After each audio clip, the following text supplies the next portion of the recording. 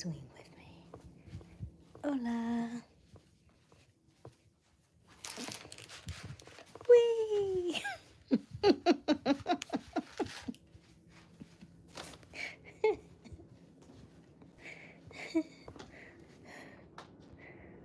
Okay, hold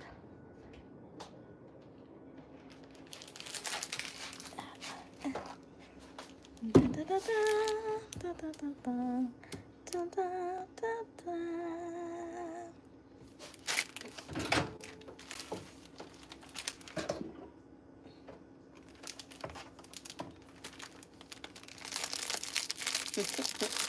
Hello. Hello, hello.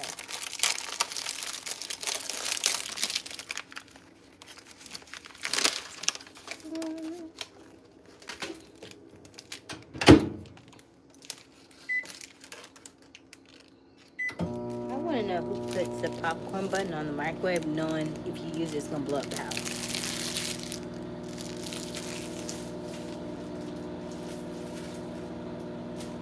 Just saying, because why would you do that? Bum, bum, bum. Bum, bum, bum.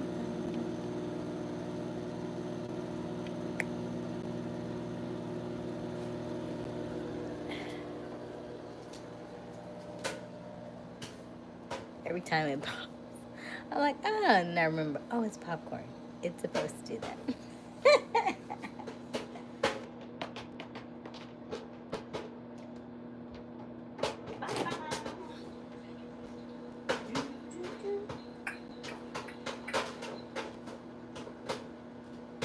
It looks like something else, though.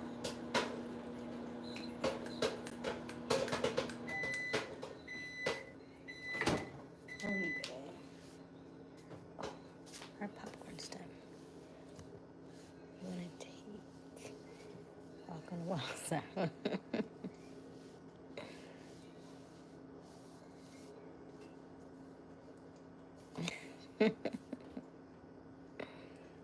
Thank you. You want to put this chicken in the refrigerator? Yeah, I'm coming in there. Okay. I'll do it. Okay.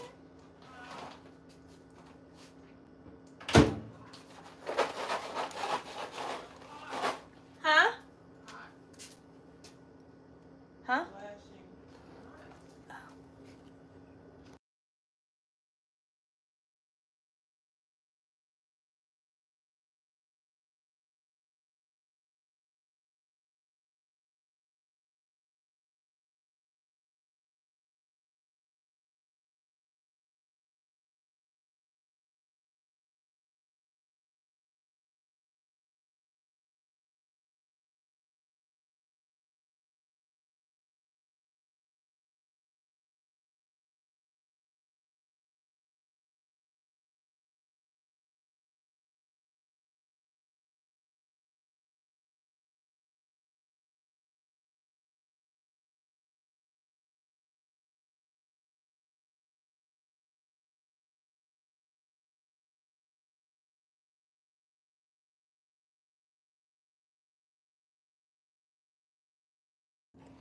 Okay. They cheated me. They only gave me half of it. I should have did it on. I thought I put it on a minute and a half. I could have swore I put it on a minute and a half. It's only half in here. I'm upset. Hold on.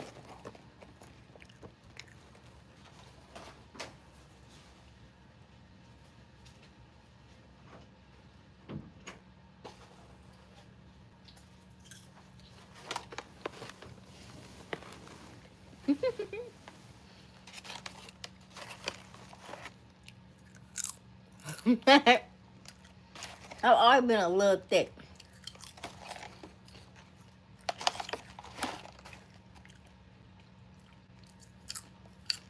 This dress accentuates my curves.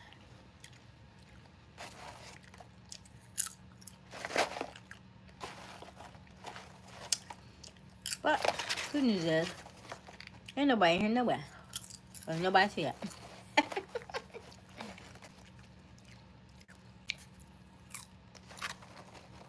I always feel like eating pillows.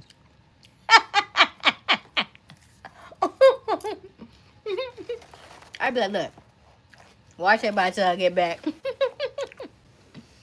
She'd be like, okay, say less.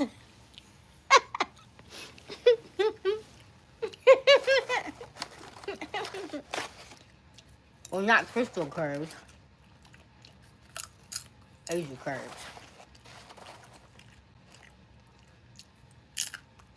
Hey, Eric. Eric, did you go back and watch last night's video? Hey, big fan.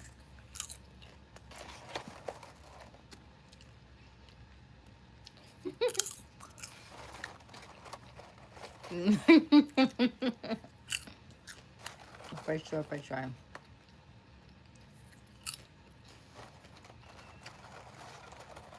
How you been? How was everybody this evening? I'm upset because I know I'm supposed to have way more popcorn in there. Okay. Get your phone situated. We'll be here. Look at that popcorn. I gotta get back to Atlanta and get my popcorn from my spot.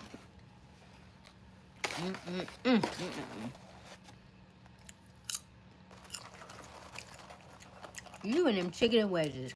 That's your go-to, man. I'm watching basketball. Okay. What's the score? Thought I was looking a little weird for a second. Am I looking a little slow? Like, not slow like that. But, like, slow in my movements. Like the shutter speed is off or something.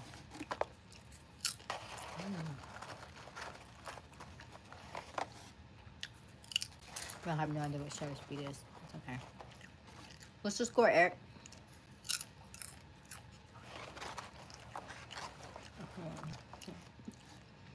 Are you focusing on the game itself, or are you focusing on the hands playing basketball, dribbling the ball? What you focusing on?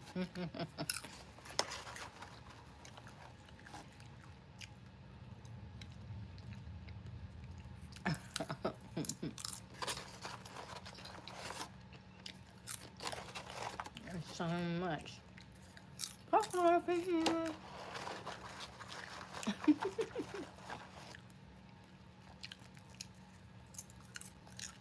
10 minutes left in the game. Okay.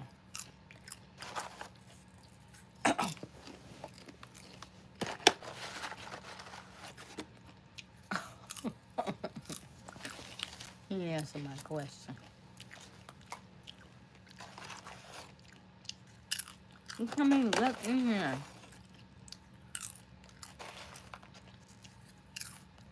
Okay, T97. Oh, wow. Okay. But him was still a lot of games left to play.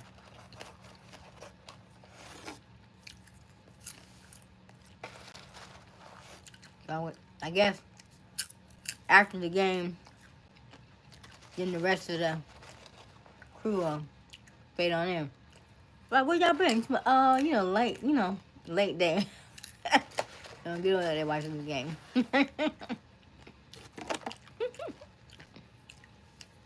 I always forget that the finals and stuff be around my birthday and stuff.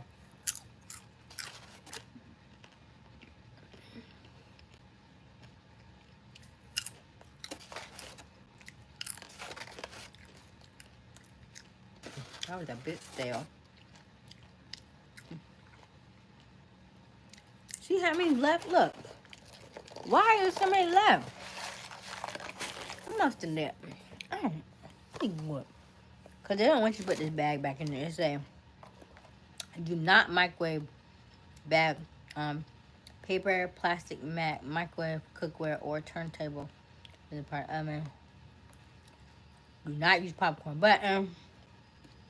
It is normal for some unpopped kernels to remain fully in pop bag. Do not reheat unpopped kernels or reuse bag.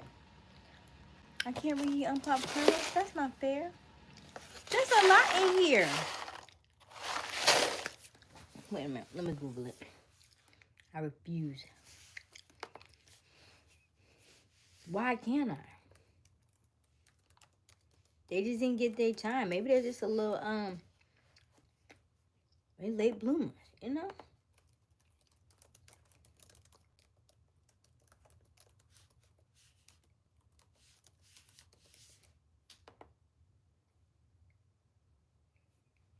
Yes, you can reheat and repop unpopped kernels. One method is to collect the unpopped kernels in a jar, then add a few drops of water per cup of kernel to rehydrate them. After a few days, you can repop them in your air popper or microwave popcorn popper. Alternatively, you can place the kernels in a brown bag and microwave them.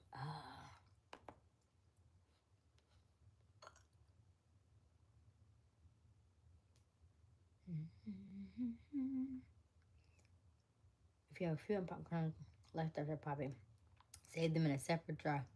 To rehydrate them, add about a teaspoon of distilled spring or dechlorinated water.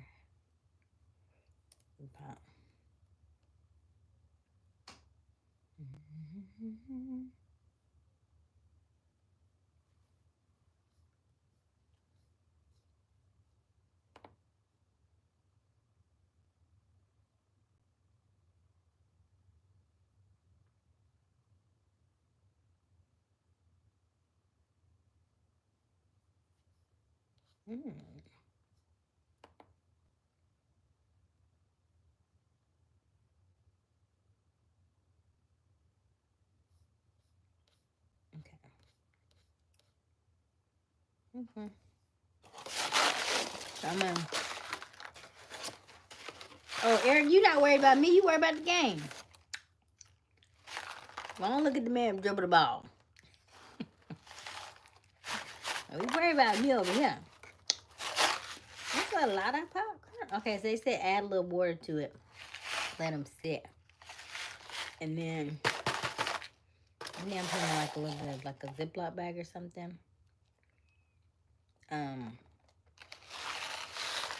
Maybe I'll do a little. I kind of want ice cream, but I feel like if I eat ice cream, I'm gonna get congested. I watched a video that said every 2 hours the way you breathe, right side or left nostril is usually one or the other is more dominant. But if it's the right side is more dominant, it's better to eat while the right side is dominated. The left side is what causes all the congestion and stuff. So while the right one is good, I'm gonna try and eat some of this ice cream. I just want to try this.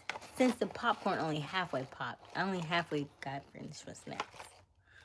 So I feel like if I eat ice cream now, then it kind of like even itself out.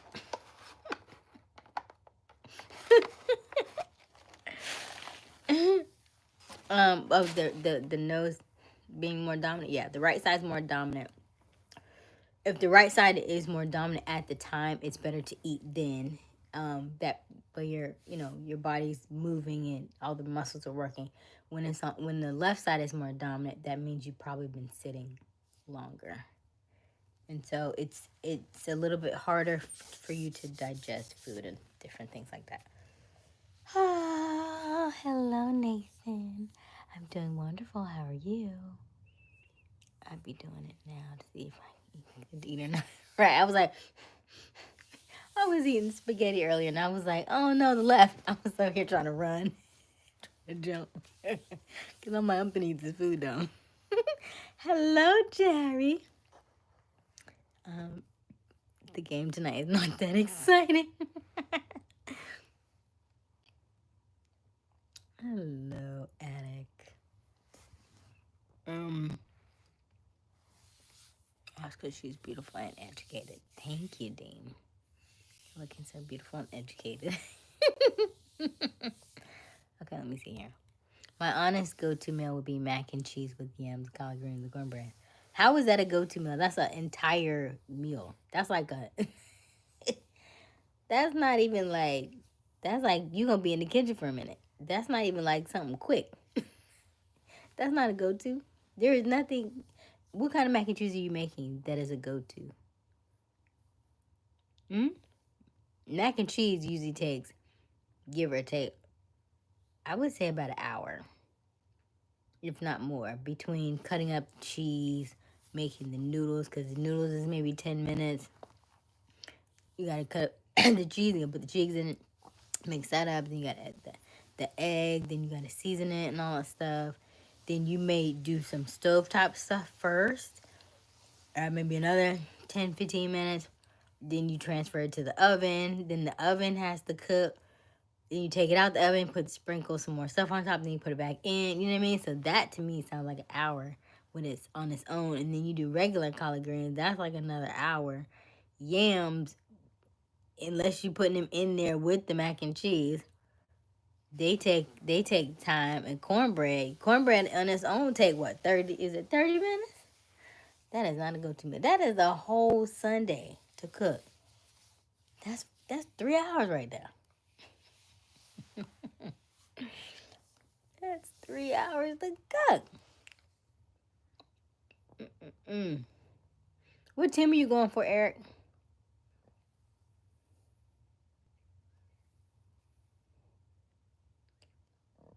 I'm attracted by the way you hold your finger on your nose.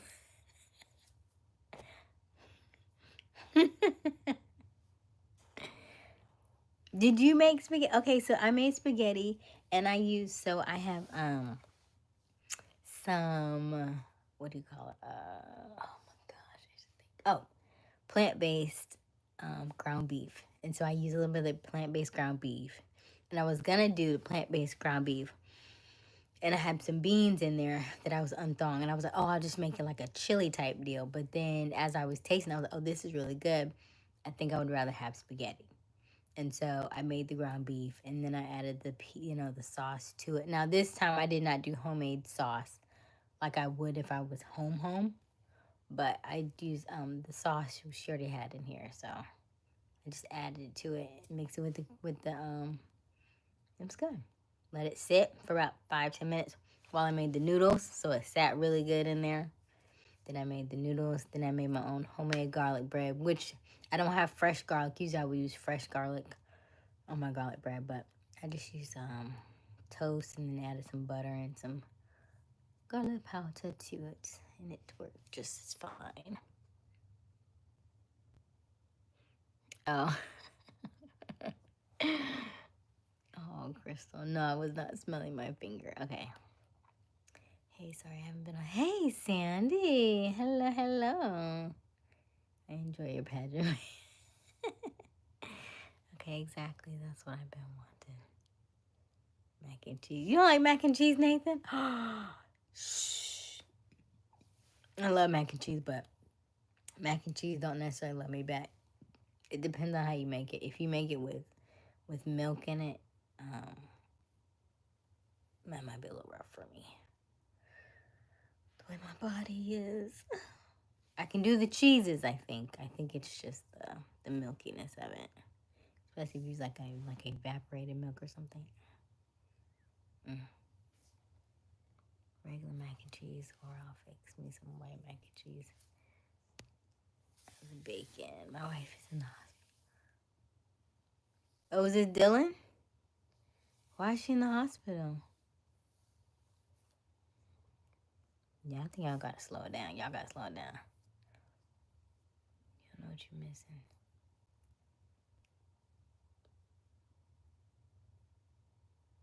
Y'all be going hard. You, Sandy and Dylan, y'all be going hard. Yeah, calm down, breathe. Take your time. What's wrong with her?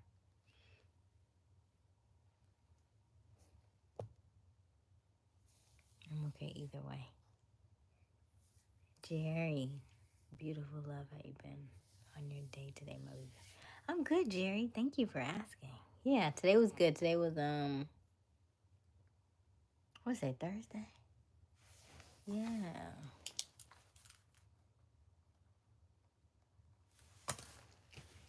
Mm-hmm. Okay. We're gonna go.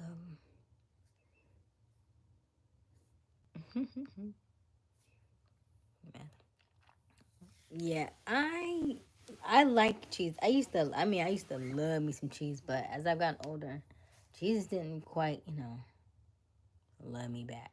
I should say, I'll put it that way. And I think it's different types of cheeses, and I also think it matters of where you are. Because I'm in South Carolina, my allergies are very strong here. Or I don't know if it's because of what what they cook their food with. When I say that, I mean what they use to create the cheese. What are they? What you coming with? I don't know. But the milky stuff is like a no here. So I don't do sour cream. I don't do cream cheese here. And I really want this ice cream now. Oh, do I want the ice cream? Is it gonna make me out? Because I know I got radio coming up. Oh,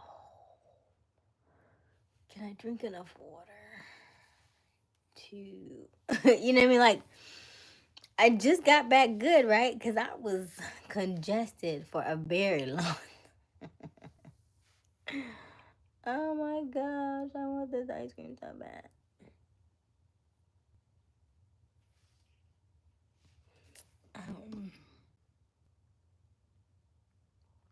The kids have been my parents. I was up at the hospital with her just a couple hours ago. Her tonight. So I went to gym dinner. Okay, all right, Dylan. What are they saying? Okay, see, it's good, but LeBron is the GOAT. Dylan is okay. I hope everything is okay with her. I ate Caesar salad and spaghetti. Oh, nice. So everybody has spaghetti? Is it spaghetti time today, huh? Okay. We all felt the need to eat spaghetti. I hear you. Spaghetti.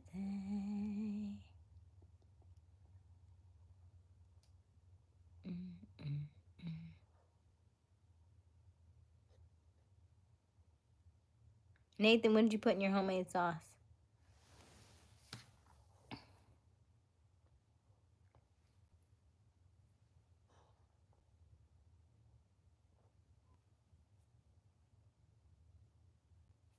Okay. She has surgery. Okay. Jordan wouldn't hold LeBron in his prime. 266. No.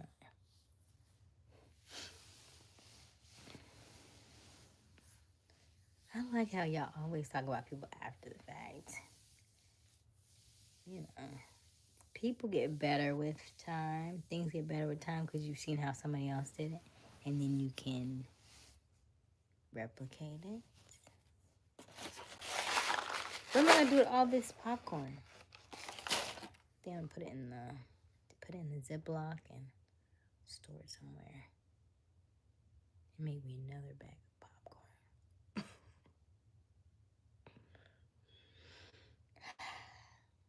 I can do another bag of popcorn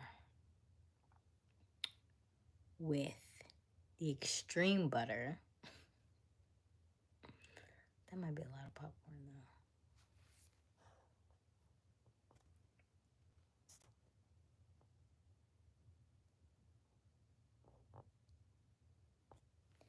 though. Who? Nathan said I gotta be 35 plus.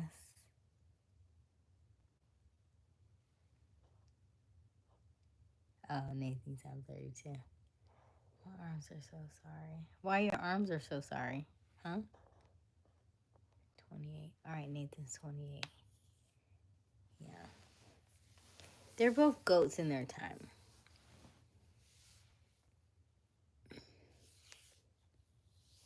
I don't compare people back then till now because you really don't know. It never will be a thing. So, yeah. Yeah, Sandy. I meant Dylan. Yeah, probably the youngest one in the chat. Can't tell you my recipe. I have to make it for you. All right. I know. You're in your 20s. I'm 21. Watching Bronze since 03. Yeah. Well, if that's who you grew up with, then that's who you're gonna stay with. Right? Didn't you see what? Didn't I press 2 buttons? You remember you was there, Dean, right? I pressed 2 buttons. I pressed the minute button and a 30-second button. I know I pressed it for an hour, a minute and a half. And that gave me this. I feel like I've been bamboozled.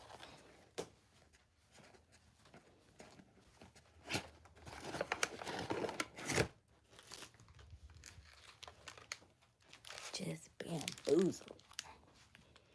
I'm gonna actually put you on here because that way. What else is there to eat? I'd rather have almonds, actually, or ice cream or popcorn.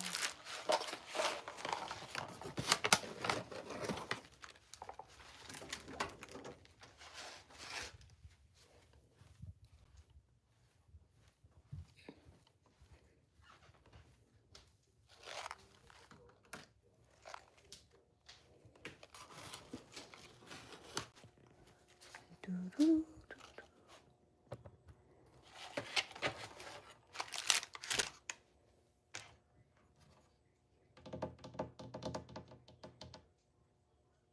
Chocolate covered almonds.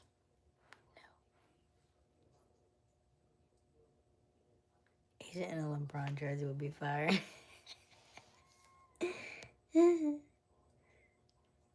glass off, you're giving me teacher vibes. And what's wrong with that? Class is in session. OKC leads 105-94. With 4 minutes? Okay. Yep.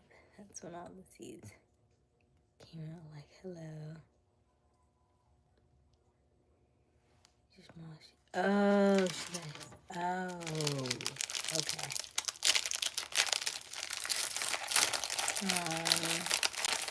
Yeah, she did want more babies. But I thought they had already did that for her. I thought she had I thought they had just tied her tubes. Is that what this? I thought she already did. Oh, okay. Okay. Now y'all are watching me a minute and a half. 1, 2.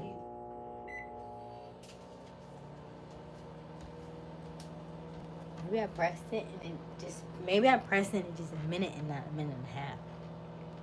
So that was like 3 presses actually, I think. Thank you, Oscar. Mm-hmm. Let me get some.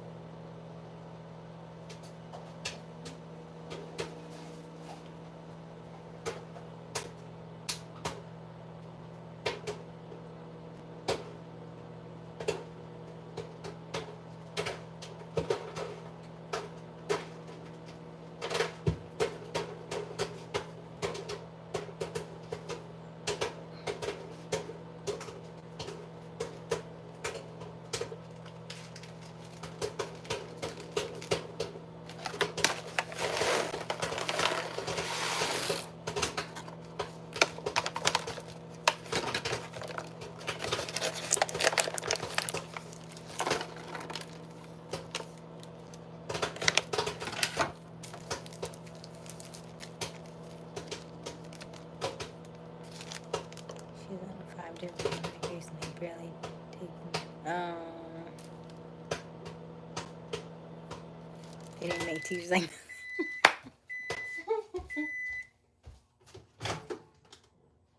There we go. Now that's good. Maybe it's my fault. Maybe I just. There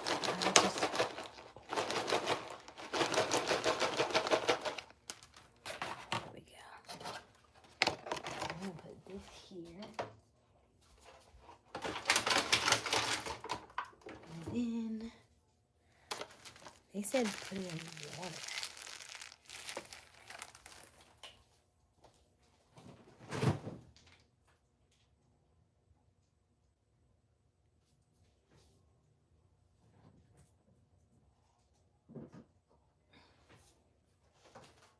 you would soak it in water, though. I feel like it just needs oil, right? Like, why would it need to be soaked in water? Like, maybe they're thinking it's dried out. They don't look dried out to me. They look dried out to you? They look regular to me.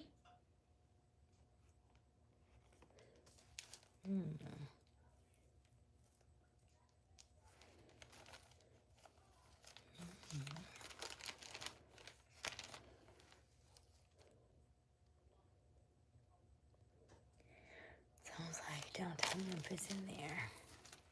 Nothing wrong with that, but I had a crush on one of my teachers. Her name was Miss Long. She had long brunette hair with crystal blue eyes on her hair.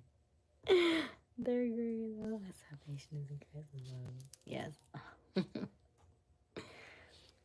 my first crush was my teacher, Miss Applegate. What's up with y'all and y'all third grade teachers? I've seen some sexy teachers in my days now. No doubt, I'd be loving school.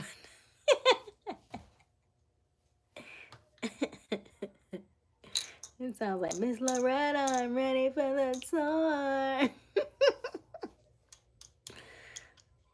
Oh gosh. Fourth and fifth grade teacher's name is Hall, and I would just sit there and look at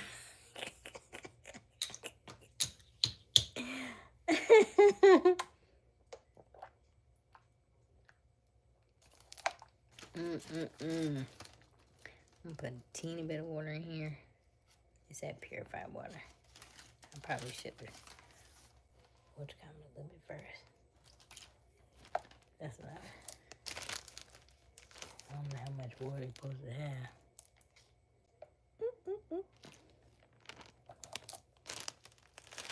I ain't put no more than that. My poor kid too was Blackaby, and she was thick. I have no idea what to cook for dinner. Well, Dylan, I made spaghetti, and Nathan made spaghetti, and Deem just had chicken wedges, and I think Eric had, what did Eric have? I think Eric had spaghetti too. So it sounds like spaghetti is a good one for tonight. It's good for a Thursday night if you need ideas. I don't know what I'm supposed to do with these.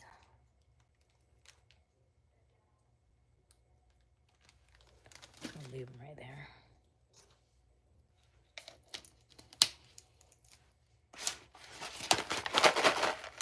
Ooh.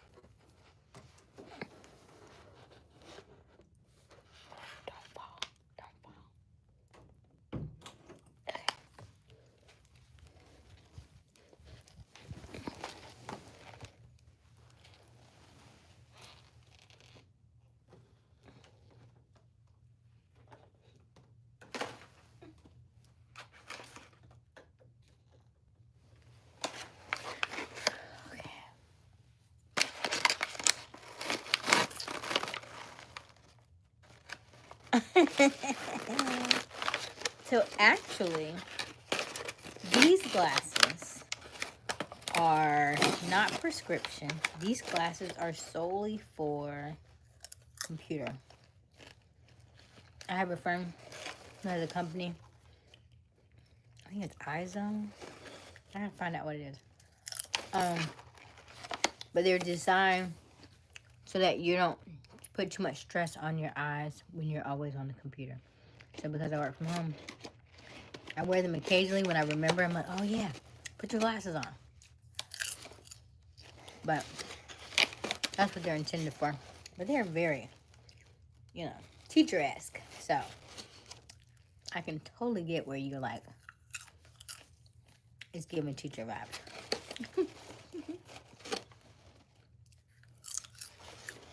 Dylan, I think that's a good idea considering it's almost midnight. Or eat some cereal or something. Right? If you don't have the kids with you, oodles and noodles, Pop-Tarts,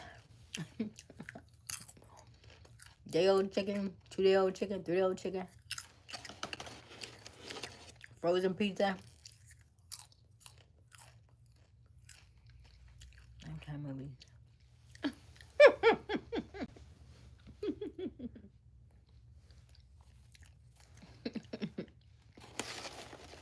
It's amazing what a pair of glasses will do, huh?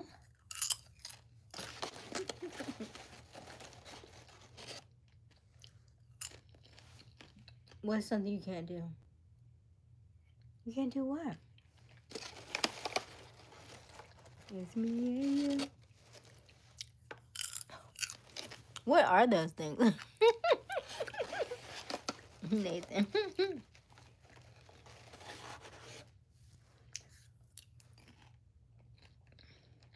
Oh, you corn on the cob. Corn on the cob is good. I didn't even say about corn on the cob. Where'd you get corn on the cob from? Okay, Leeds. Minutes. Oh, wow. Okay. 1:16, 1:03, 1 minute ago. Sound like that's the game already.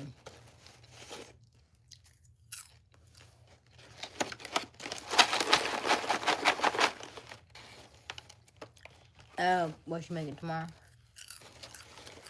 Steak and potatoes. Yummy.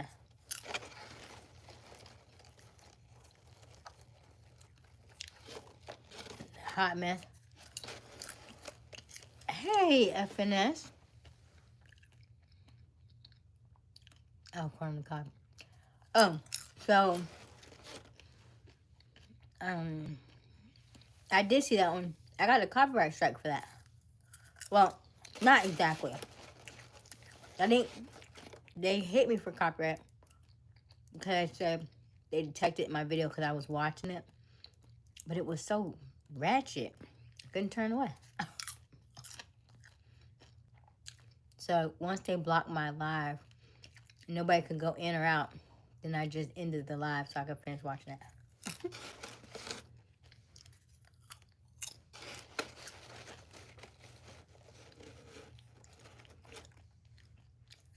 It was funny. And the guy was really surprisingly very pretty. But she was like a pretty chick with like them like weird, you know, where they have like the beards and stuff now. It's still kind of like throwing me off a little bit. But I also kind of like it because it's like I'm gay, but I'm also a man, so you don't have to question it.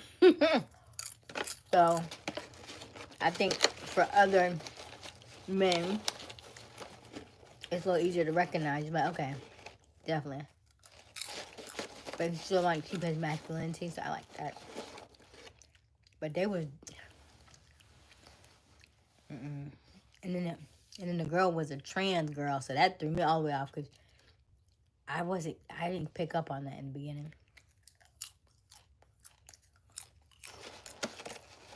I was like, man, she was gorgeous. Promise you, I didn't pick it up. I'm like, damn, I like her fooling people. And I did not know. She was gorgeous. And then he was like, she's like, he be paying all my bills and all that stuff. He was like, I only want to be with him. I want to be with him. But I know why he said that, because she was taking all his money. She was taking all that man's money. $700 on perfume. $2 on her rent. He was upside down. He didn't know what to do. He was about...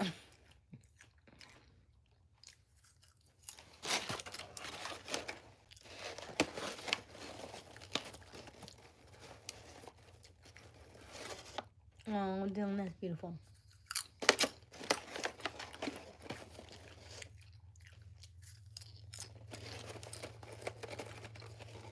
No, I'm talking.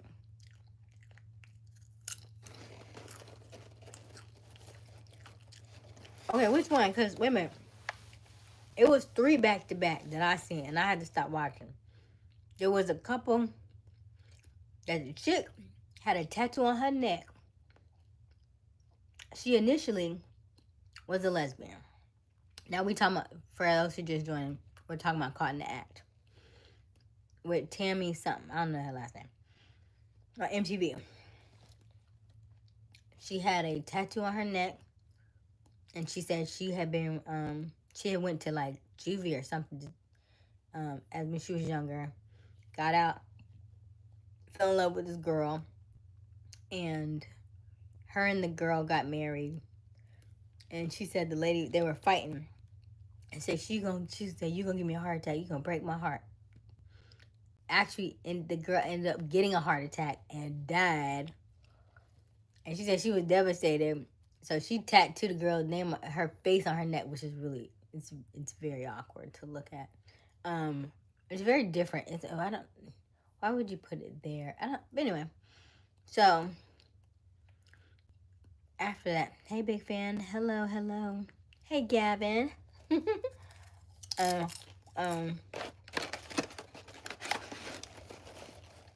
She catches him.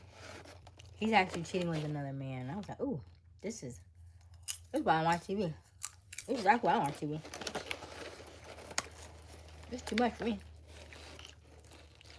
She was like, how could you? And he was like, y'all have each other. He's like, you'll be back. You'll be back.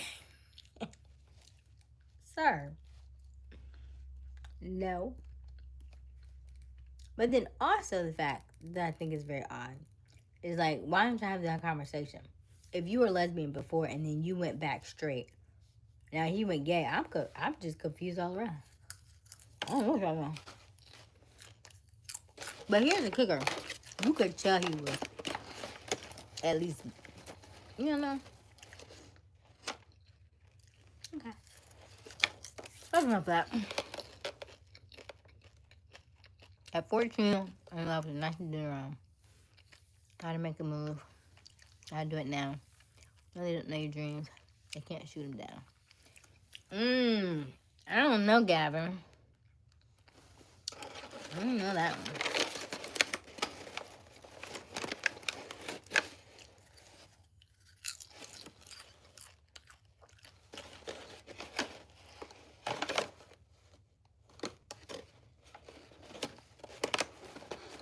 The episode where the guy was a stripper and his girlfriend at the time didn't know it. He was sleeping by him. Oh, what's that? Oh, no, I didn't see that one. See? I'm gonna start watching that show. I don't want that in my subconscious. See, what happens is, most people don't know, if you are actively dating, looking to call in certain people, certain things, certain lifestyles, you can't watch that kind of stuff. It's just too much. And subconsciously, your brain's gonna start to put that in the back of your mind, and then you start to think everybody like that. That's why I can't be out here dating. If so-and-so do that, if so-and-so do that. Nope. Nope. None of that.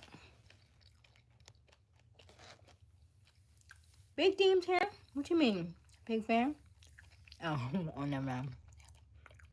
Oscar.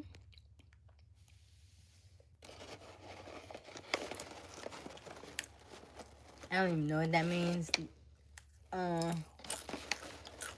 Theme. And I don't even want them. Gavin says Secretary Asia. I like that idea too. So Gavin, I've been told I was teacher. And now you say secretary. So actually, when I was in high school, I was senior class secretary. So it is fitting. And how about one of the ladies posted the yearbook from this year, from 2025. And it was a picture from our class last year when we did ours was 20 years, and we got the homecoming king and queen to come out and present the new homecoming king and queen after 20 years. So it was our homecoming king and queen from 2004 presenting the new homecoming king and queen. It was so cool, and they put that in their yearbook. Look at that one. I love that. I love it. I love how great my brain works. I love when I have great ideas and come to fruition.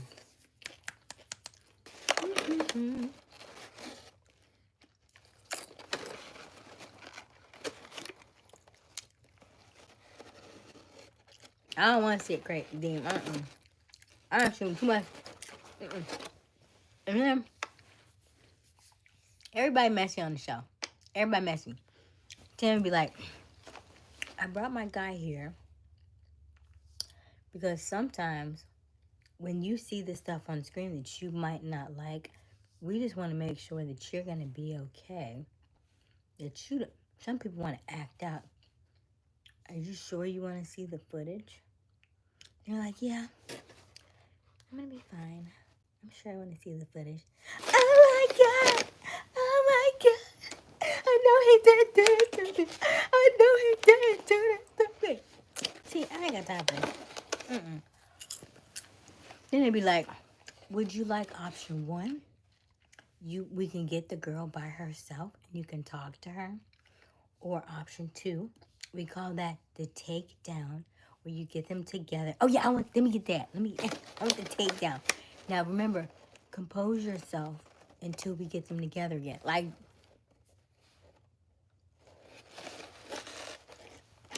if y'all living together, you might not come home that night. I know you must not gonna come home that night.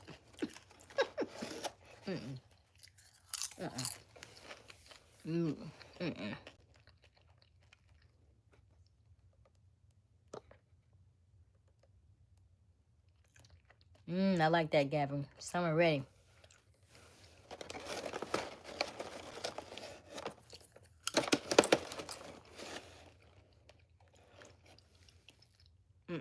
I'm not gonna look at. I want nothing extra in my brain. I already got caught in the act. I don't need nothing else. I'm playing my binaural beats when I go to sleep tonight. That's it.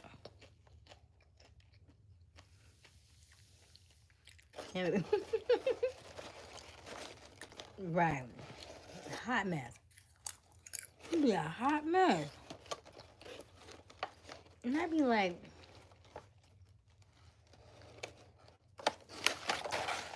this is the second bag of popcorn. Because the first one, I ain't popped it all yet like I thought I had. I was upset about that. I was upset. So much so that made me another bag. I'm proud of myself though. Because I wanted ice cream. But we're going to get back to our vegan roots. Because we ain't about to fight. Vegetarian's cool, but we can't live there.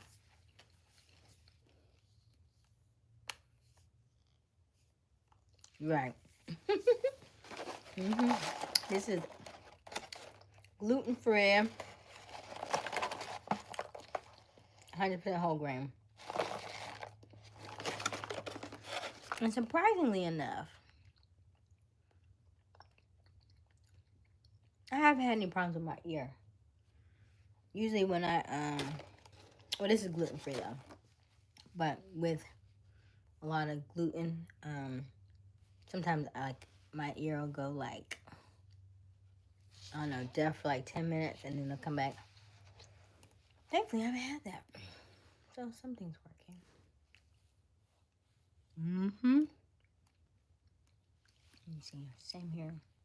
I honestly went to sleep after meditation last night, right? I slept good. I slept so good after meditation. I don't know about y'all, but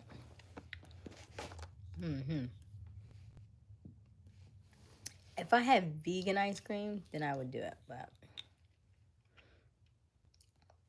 not with the last couple times. That dairy is not my friend.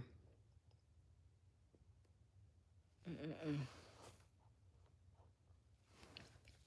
How you been, Gavin?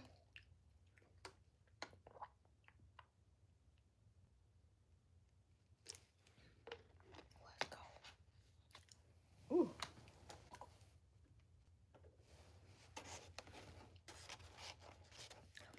Mm-hmm. I'm happy, right? Harmful. Every passing age, your body's like, try it again. Cry again.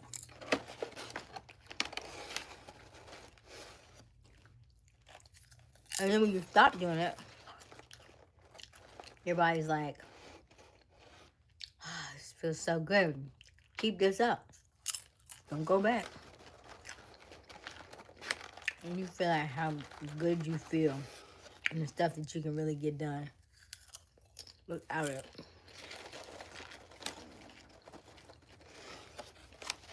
Mm-hmm. I did too. I just remember me and Babe watching the live. And after we were meditating, it both were like, out like that. Mm-hmm. I love meditation. Especially when you can meditate and go to bed. Because usually, you meditate when you're angry, frustrated, or stressed, or in the middle of the day, and you got to catch it, and you can get it. But if you can get it at the end of the night, it's gonna put you right to sleep.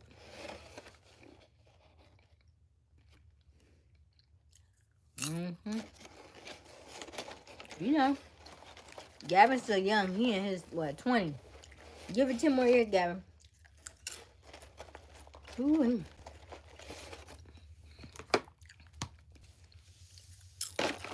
That was good today. Did I do egg today? Did I have an egg sandwich today? No. I did not have egg. I just had spaghetti today. And wheat thins and hummus today. And popcorn. It was good today.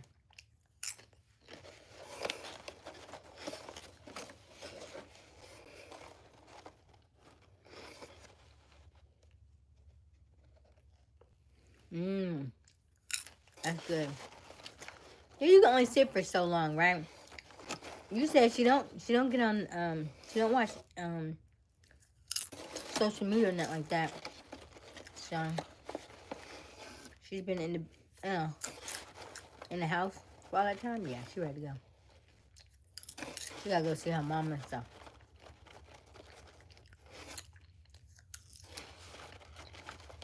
I've been good.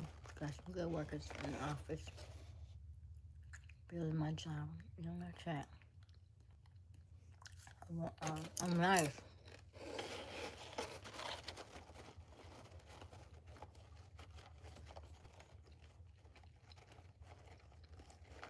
Okay.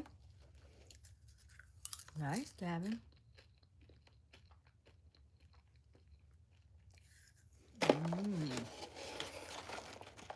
That's beautiful. I'm glad everybody's a worker bee right now. It's the best time to do it.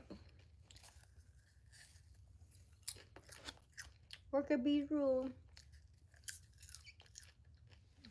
Hey, go. Bye. Hello. Nikki. I'm just gonna say Nikki.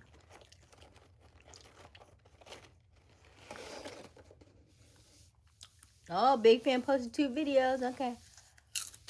Y'all make sure y'all check out Big Fan. I am good, Nikki. How are you? Blue, hello. Aren't y'all proud of me? I'm at the bottom of the chat.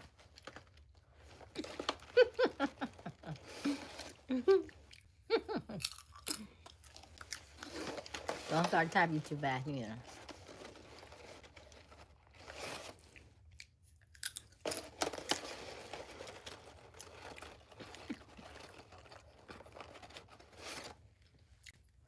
So, random question. Y'all never get tired of typing? unless you have like a press to speak button. Y'all be doing a lot of typing in the chat. Or maybe y'all are introverts and like staying home, so you like typing. Cause I'd be like, I like doing what I'm doing right now. Cause if I had to type this all out, you wouldn't see me on nobody live. I have heard a couple things here and there. I don't write no books. I'm like one line, maybe 2 lines.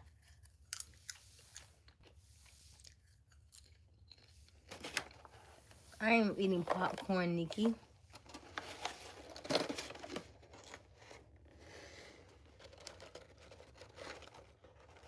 I don't mind typing or oh. Oop, oop. I talk it about and revise it. Oh, okay. Gotcha. Because I would be a lot of typing. Especially for the amount of time we be in here. On here, I should say.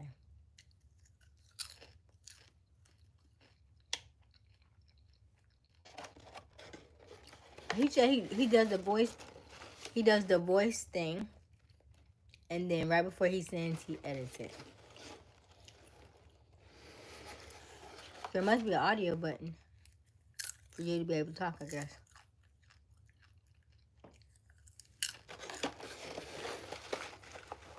Thank you, Nikki.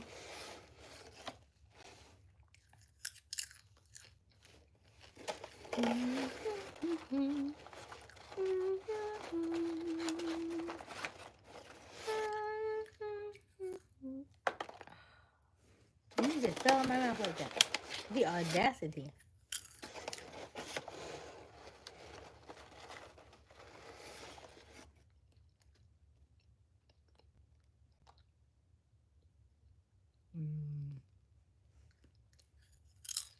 Nice. Nice.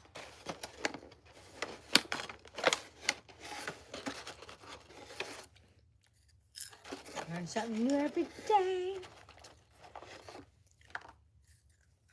We saw rain a couple days ago.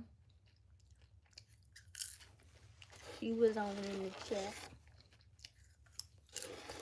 We done bored. All right, Nikki.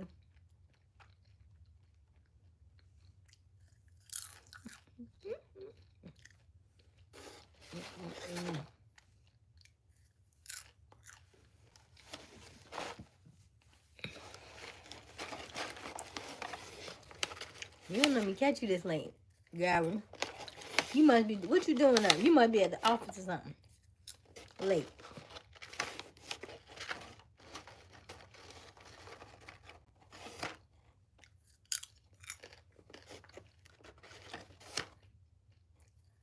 Hello, Crystal. So listen. The next big venture we get into,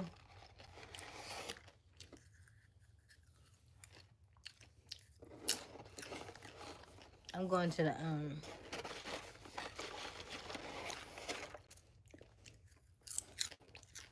I need to do some dating at the Derby.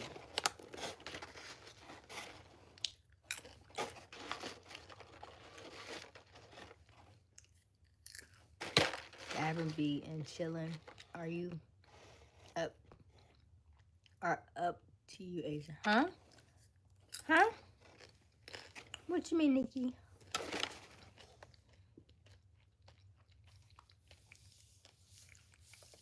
Oh. I know. She needed a break. She did say that. She actually did say that. And I told her she was valid for that. Because sometimes it'd be a lot.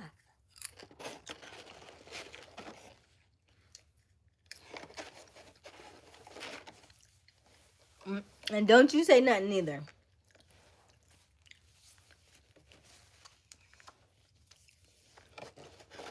Because she did that. She's like, I'm just taking breaks. She's like, it's a lot. And I said, that's fair. I said, because it is a lot. She didn't stay long.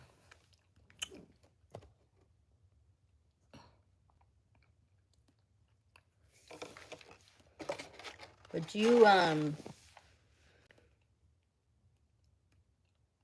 have to let her be her. Because if you streamline her and put restrictions on her, it's not going to end the way you want it to end. I can assure you that.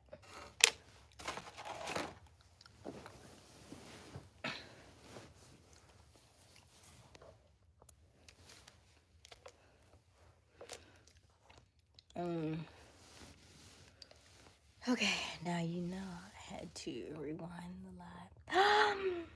Is that my caveman? Hello. Hello. Look who at what? Come on, Thursday nights. I'm getting all the people that normally don't come through. Hello. Got Gavin and Caveman. What is going on? Now you know I had to rewind the live to see that. How did you even see the dress? When I'm on live, y'all don't see the beginning? Y'all see the beginning or y'all see right now when I'm already live? What you been getting?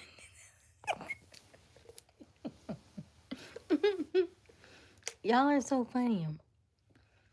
Y'all normally see me sitting down anyway, though. Don't you?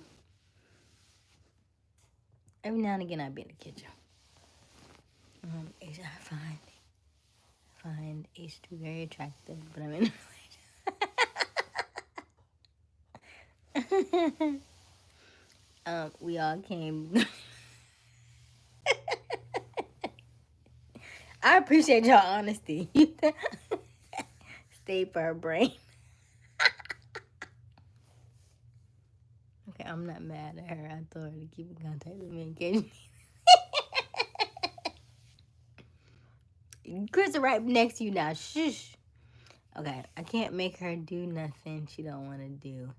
As Big Mama say, worry about nothing and pray about everything. Yeah. You just have to remember she's young just like you are. But your gift and your dream, I feel like it was instilled from you from very early on. And she's going through a lot of different emotions right now. She's trying to process a lot of things. Men and women are different in that way. Y'all are very physical, very hands-on. You have an idea, and you're good at it, and you run with that, right? We're more spiritually driven, right? We like to have fun. We like to set goals. We like to reach our goals and stuff too. But we like to have fun doing it. If in fact it's not fun doing it, then that's where that distress comes in. That's where that right? And then she's a quality time lady, and you're in a completely different state. So I don't know if you ever decided to pop up and say hello. That might really make her day, because you probably could do that. You probably have the flexibility to do that with your job and stuff. That probably would really make her day, because she did say she really missed you. But yeah, little things like that go a long way. Even if it's just for a day. Yeah, her personality real winner. When we join the live, it's live, but we have the option to rewind. Okay, gotcha. But how did you know that I was gonna be standing up when you rewound it? Because usually I'm sitting right here.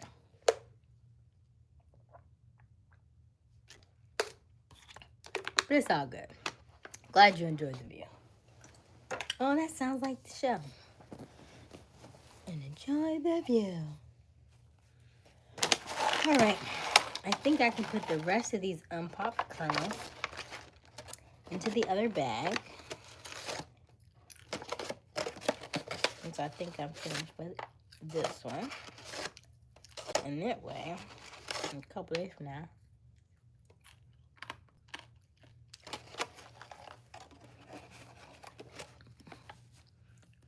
what have I missed? I popped in just. What have I missed? I popped in just a few. Watched a few lives over last week or so.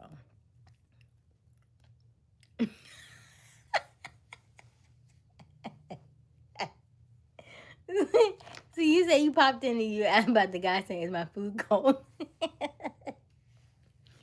You right about that.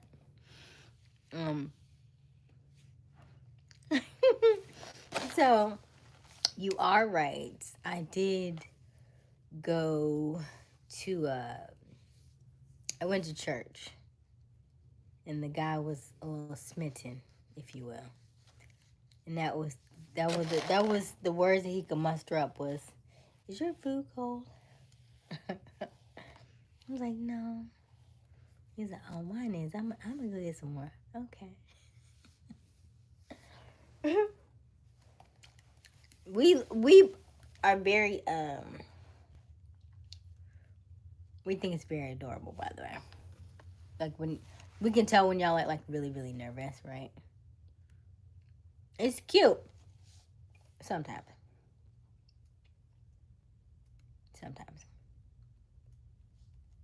If we like you, it is. Then we're like, got him. I'm just kidding.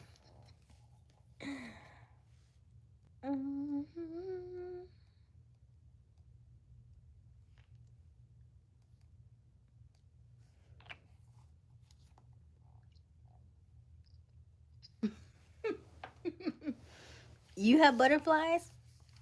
When was the last time that you were with a lady that you had butterflies for? Like what does she look like? Like give me a synopsis of kind of like how she is. Was it just what she looked like that had you in butterflies, or was it like the way she treats you that's got you in butterflies? What in particular was she doing that kind of caught you off guard like that? For everybody in the chat, have you ever had butterflies, and what did she do to give them to you? Okay. Oh gosh.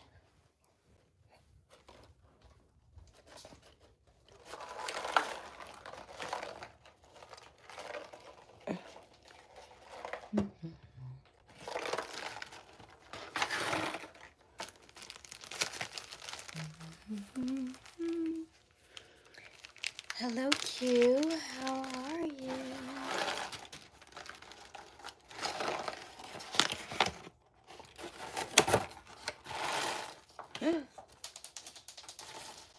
I just lost a kernel.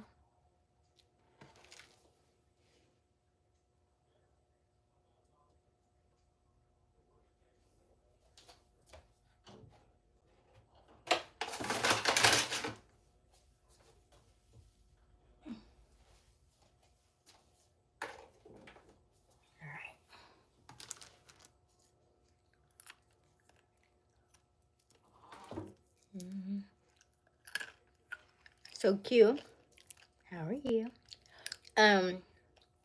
Ooh, that tastes a little burnt. I asked the chat about, so Caveman's here, and Gavin's here, by the way. Whoop. Look at him.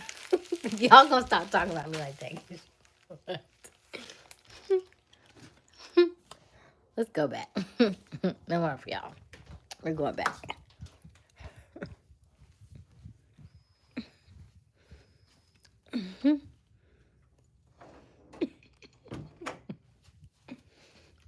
Y'all been talking about me all day.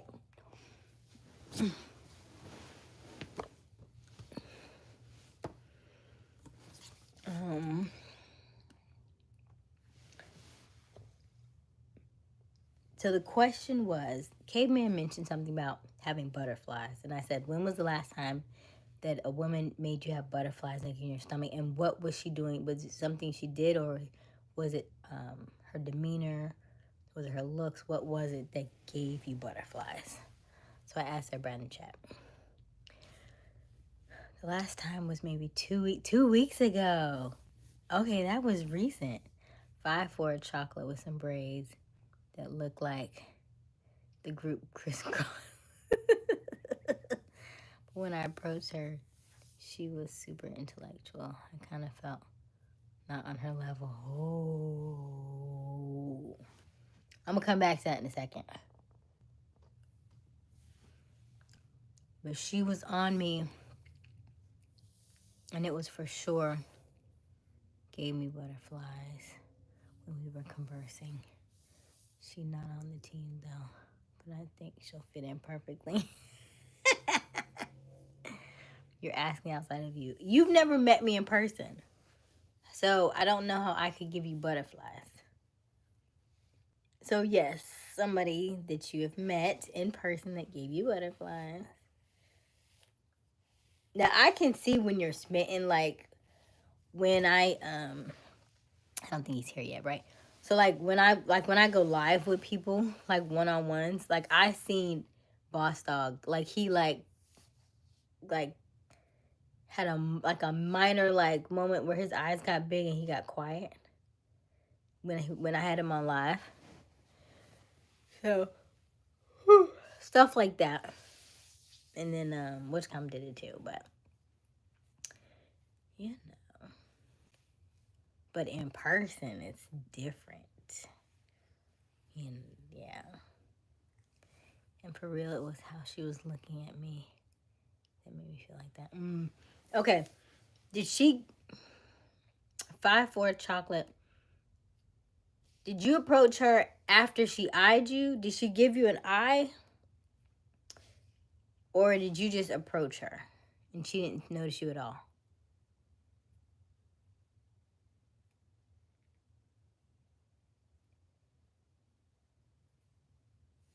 Don't dismiss my homie.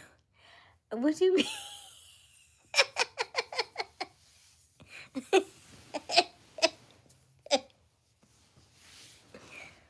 I apologize. I accept your vulnerability. Thank you. So, why do you get butterflies, Q? What about it? What about me gives you butterflies? Is it every time you join the chat? Because when I said go live with me, nobody wanted to go live with me. Everybody's like, nah, I can't. I gotta get my hair cut. I just got undressed. I gotta, I'm dusty today. I don't know. Y'all came up with 1,000 excuses why y'all couldn't go live with me, but okay.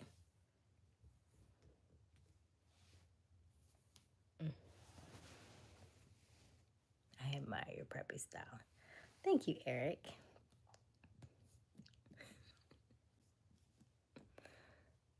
No, not at all. I kind of snuck up. No, she didn't see me coming. But when she actually locked eyes with me, it was like a volcano in my heart and my brain. Okay. So, I will tell you that a woman who knows what she wants, she will choose the man that she wants. Very seldom do we pick the one that tries to pick us, right? Like if I'm at a bar or something and you come up to me like, hey, probably not. But if you in fact are around and she notices you, she'll probably give you, and she likes you, she'll probably give you some sort of eye contact. And that eye contact is you are safe to approach, essentially. Based on the eye contact that it direct, she may look at you and then look away and look back at you or something like that. And so generally you can quite tell if she's open or not. And then you can approach her And so based on what you said, it's almost as if she probably didn't know you were around. But then once she did notice you noticing her, she locked in. But the fact that you have so many on your roster, I don't know how she's going to take that. If she has standards, she's going to tell you no. And then that may that may wake you up a little bit.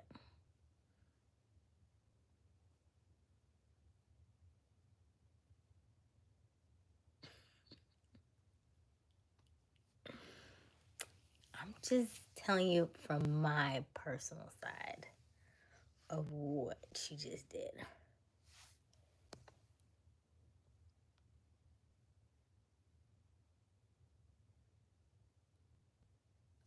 Hello, is that? Oh, we have a newcomer in the chat. Hello, Muhammad.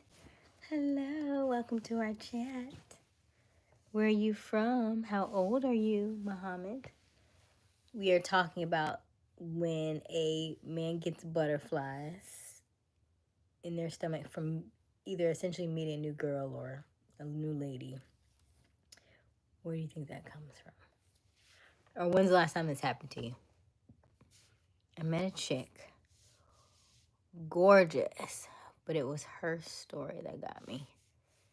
She had served on the Israeli defense.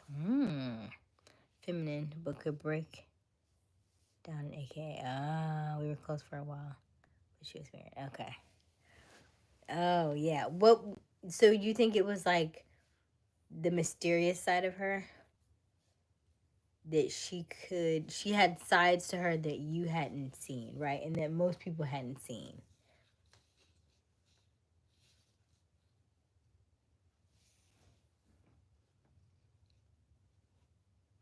And you like somebody with layers. You like somebody with depth. Yes. Somebody that you can learn from.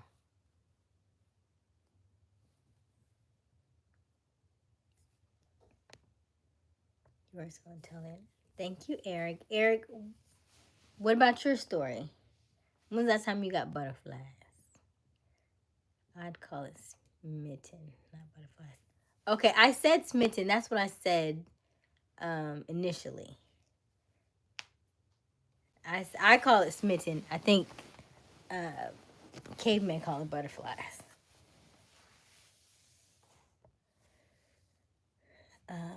Hey, Robert.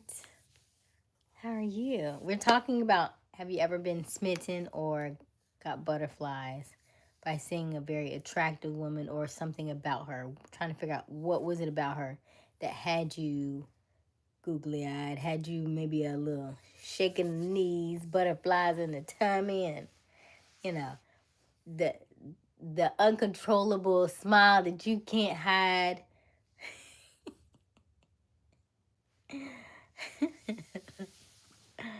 The raising of the eyebrow real quick, a little twitching, and the catching of your breath. You can't catch your breath.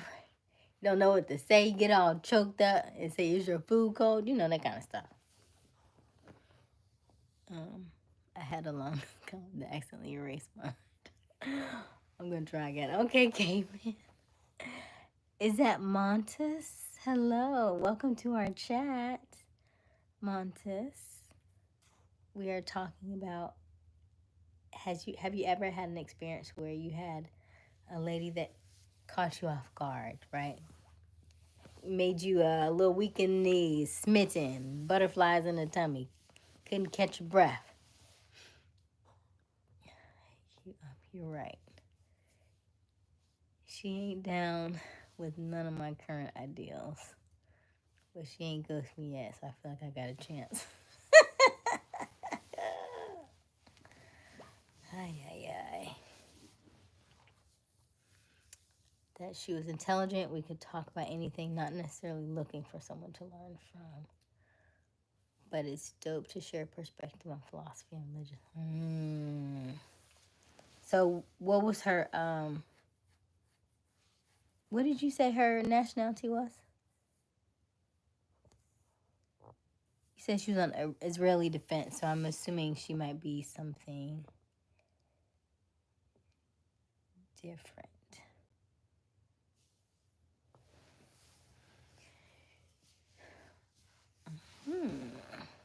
I like that though.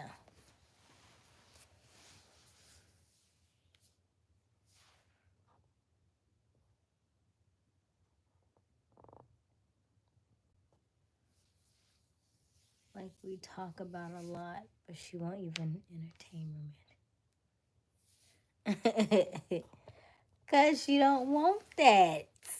Once she's listen, I think I said this to you, right? Like if she is a high value woman, she doesn't want competition. She doesn't want competition. Right? Like who wants like think about it, like who wants to be 1 in 10? Do I want a dollar bill or do I want a dime? Hmm. She was Jewish and spoke Hebrew. Ooh. I'm sure she had. Did she have accent? I know you was good. Man.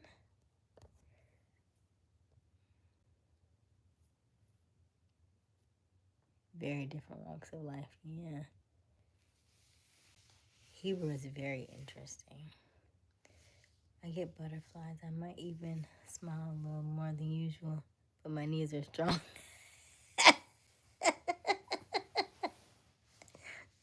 Fair enough, caveman. International cue. I almost got into that Jewish.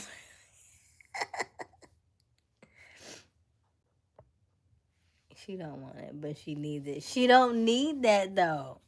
That's what you keep thinking. But why would you want to put her in a situation like that?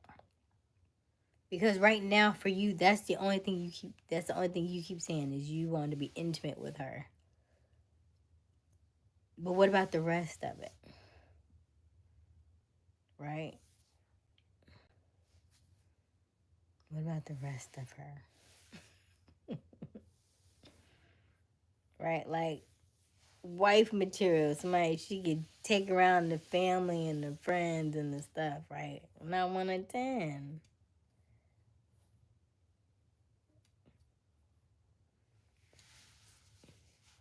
Not community.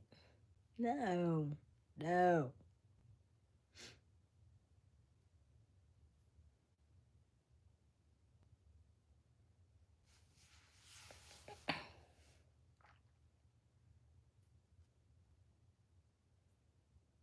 No, I don't.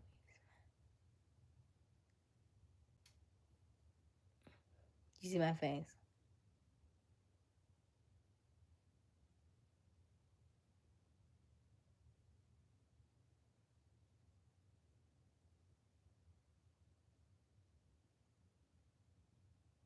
Cause what was that, Kevin? Next, next, next. How old is she?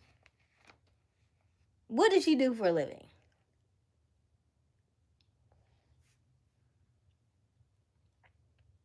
Did she just get out of a relationship? She must be bored.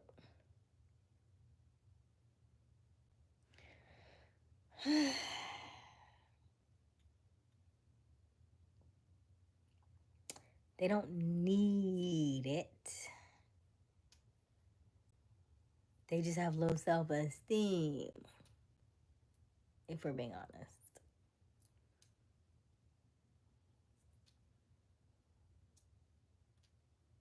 Because if they value themselves higher, they would tell you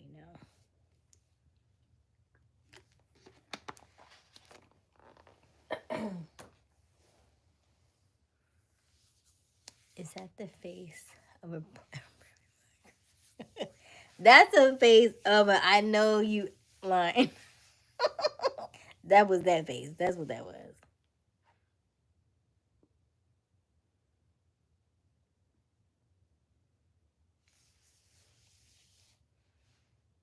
If you scream next when I take you to dinner, I'm crashing out. I don't even know what that means.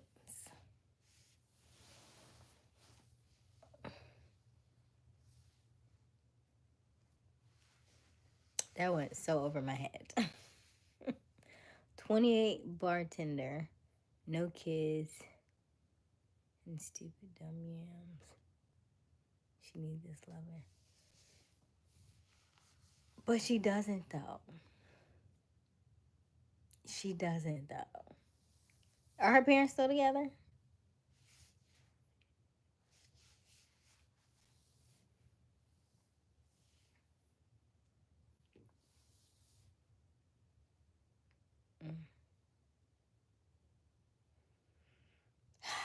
The things I wish I knew when I was 28.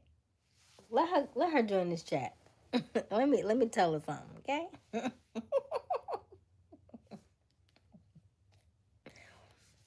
Because you only want one thing. Did we talk about? We didn't talk about the We didn't go over all the attachment styles and all that stuff. Avoidant attachment, ethical avoidant, manipulative avoidant, anxious avoidant, disorganized avoidant, disorganized attachment. That's what I meant to say.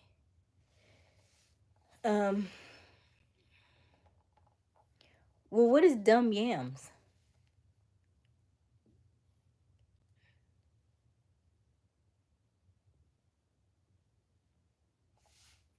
And what her parents have to do with it? Her parents have to do it depending upon her upbringing. If she's a daddy's girl and her dad treats her really well, then she won't go for a guy like Caveman because she knows she can do better because she knows that the sky's the limit. And so one man will treat her like royalty, just like her father did. Instead of waiting in line until, is it my day? Is it my time? That's what I mean.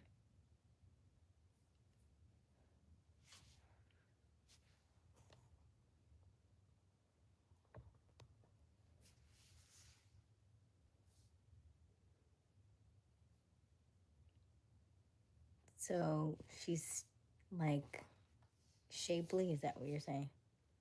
She's got a butt. Is that what we're talking about? Yams. Well, why were they dumb yams though? We were saying like she's got like a really big butt. That's what you mean by dumb? It's really big. Oh, so much to learn. This new lingo.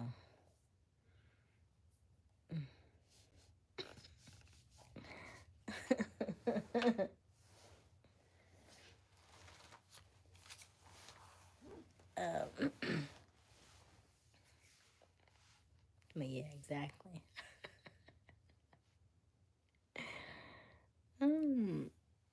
So, although I'm still learning the attachment styles,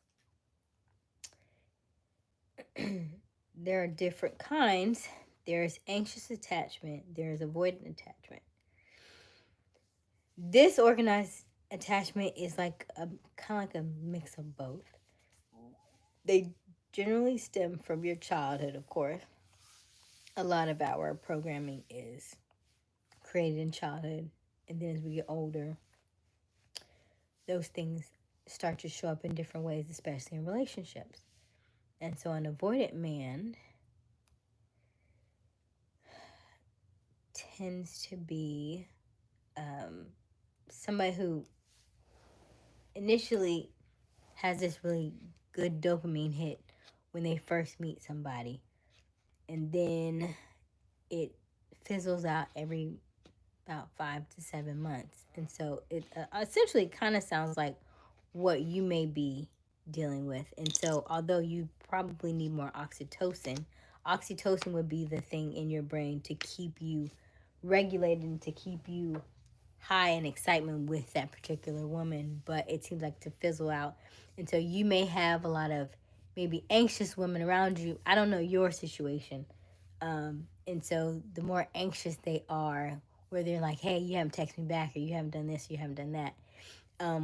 You're not spending a lot of time with me, and so you'll avoid them. So you'll do your own thing. You'll maybe quote unquote ghost them or just have that space. And it's not necessarily that it's that you may not like them anymore, but your oxytocin levels are all over the place. And so it's easier for you in your mind to just go get a new one. Right. So I can keep that same high, keep that same thing. But over time, your 20s and your 30s and 40s, you're like, I want to settle down. I want to have a family. I want to have children.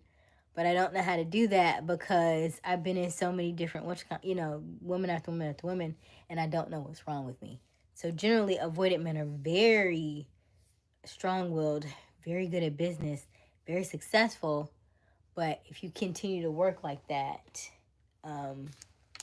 they also have really painful deaths, like 50s and 60s, die really painfully. So we don't want it. We don't want to go down that path. But if the right woman understands you and allows you to work through that and teaches you how to work through it instead of just essentially working the way she normally does, how women normally are, but taking the time to really explain herself and really do more of a transactional thing. Right, exactly, because that's what we're learning, that men are not necessarily great at processing their emotions, right? Because you're not used to it. Women are. And so in order for it to work, she would have to do the work with you in order for it to work. It's a lot of work. So avoidant men can have very successful relationships, but it would take a lot of work. Transactional, not necessarily in like a sexual meaning, but transactional in the way that she's talking to you. Like she'll like come to you and say, "Hey, I want to spend 10 minutes with you." You know what I mean? That kind of thing. Like I have to explain to you what I want. Hey, for my birthday, I want a cake. I want roses.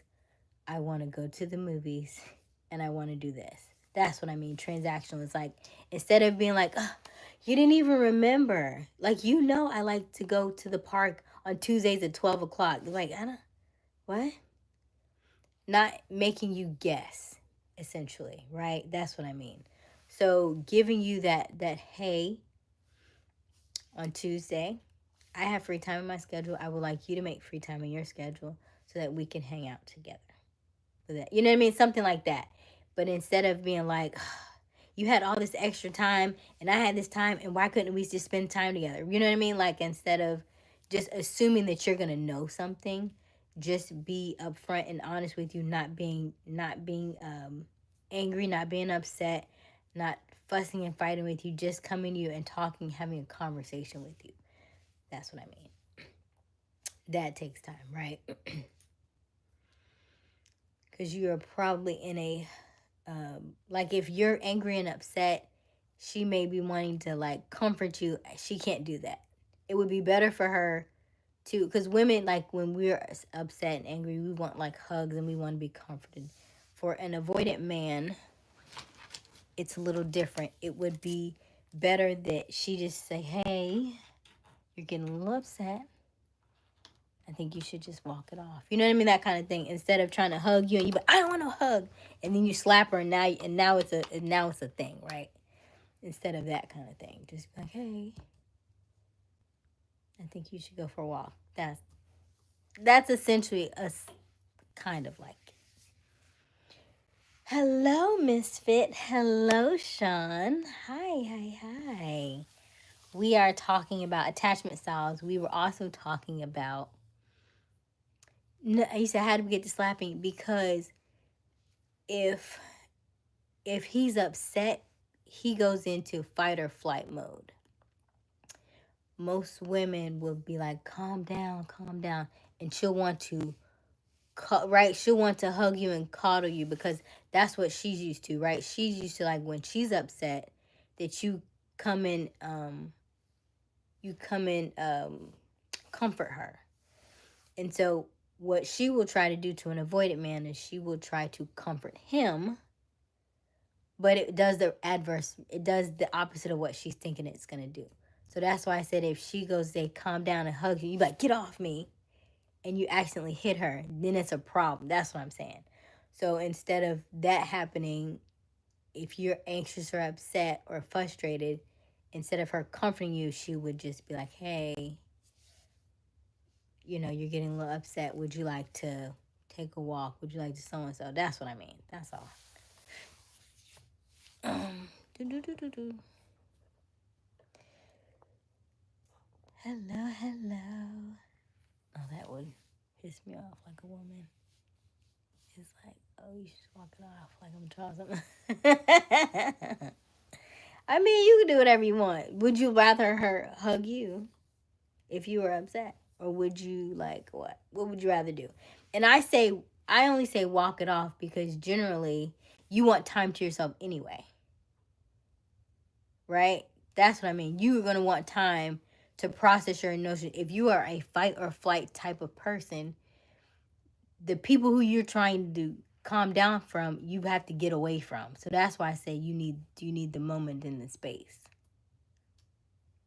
Not for you to get upset about it.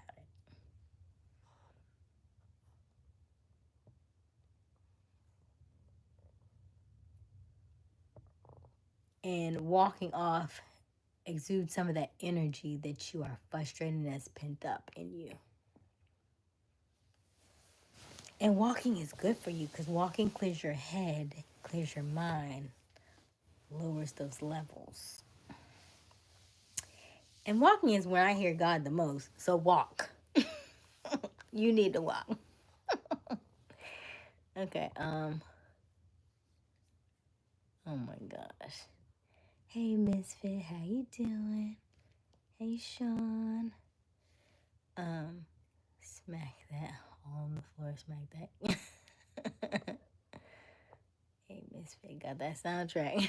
That's not Robert. I can't stand when a woman pisses me off and try to baby me, like fix it, like let me be. But who said she made you mad? I never said she made you mad.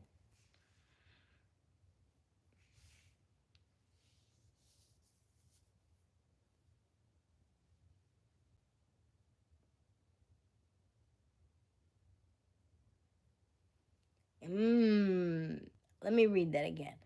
I can't stand when a woman piss me off, then try to baby me to fix it. Like, let me be mad, and you gonna be here to experience it because it's your fault.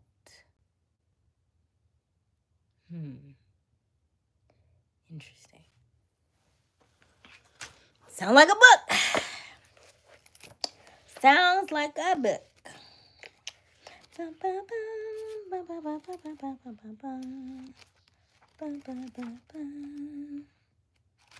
Let me see. Where was it? I feel like it was makes me. You know what I mean? I think it was. Oh, here it is.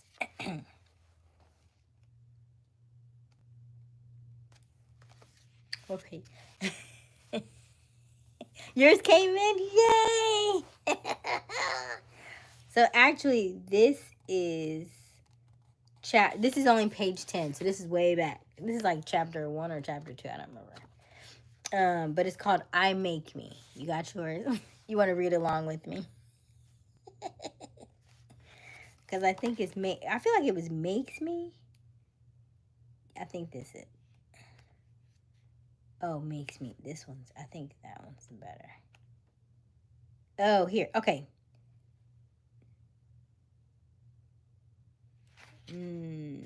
This is so good. I don't even know which page I want to read. Because 2 and 3 is the same thing.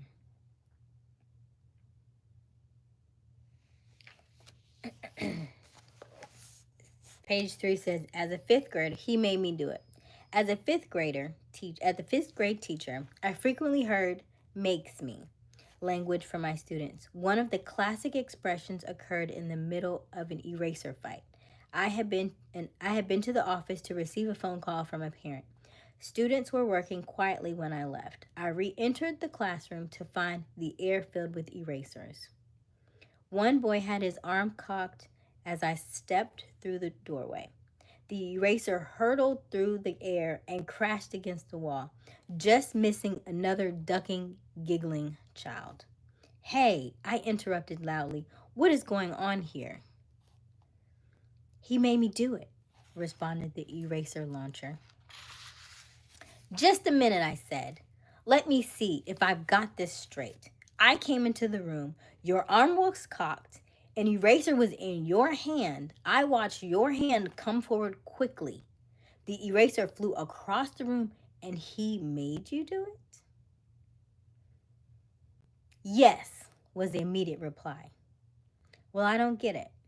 I continued. Say some more.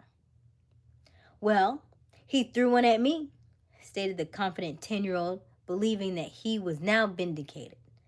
I was never quite sure whether students who used that type of logic were trying to fool me or were fooled themselves. The child who threw the eraser, though, was convinced. He sincerely believed the other child made him throw it. I have had graduate students laugh at this story, immediately sensing an error in the child's logic. How can anyone make you throw an eraser? That's absurd, they say. Many of those same graduate students, however, held firm beliefs that someone else can make them feel angry or happy. They didn't realize their logic is no different than that fifth grader child who had believed someone else made him throw that eraser. We are all in charge of our own responses to the events of our lives. It doesn't matter whether your response is a physical action like slugging another person, pulling a trigger, or jumping off a roof, or if your response is an emotional one, such as feeling angry, jealous, or frustrated. No one can make you. Your response is under your jurisdiction. You are responsible for your actions and your feelings. You may be wondering at this point, what's all this fuss over makes me? Everyone knows we all control our own emotions. Makes me is a simple idiom, and no one takes such uses literally. Actually, such usage is not only taken literally, it is also taken seriously. Workshop participants who have attended trainings I do in language and personal power have argued long and hard in defense of their belief that someone can make them feel angry or sad. Many people who have taken these language shops begin by holding firm beliefs that slow drivers can make them frustrated. Icy roads can make them nervous. People can make them jealous. Weekends can make them happy. Flat tires can make them angry. Other people can make them disgusted, horny, bored, excited, embarrassed, scared, annoyed, and a variety of other emotions. These beliefs that people hold were created and are being reinforced by the programming words they choose to use. And the more they hear makes me variations on the radio, read it in newspapers, or speak it themselves, the stronger their belief that others can make them become. And I'll stop there. I'm a firm believer in tit for tat because don't do something to me if you can't take my retaliation.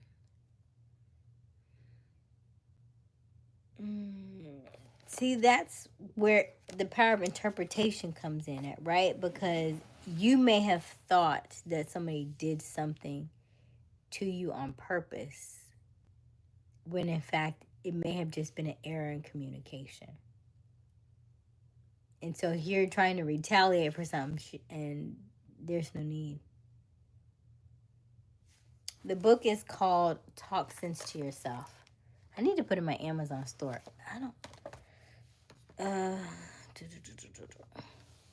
And there are very few copies because it's such a good book. But we'll put a pin in that. I never turn down good advice.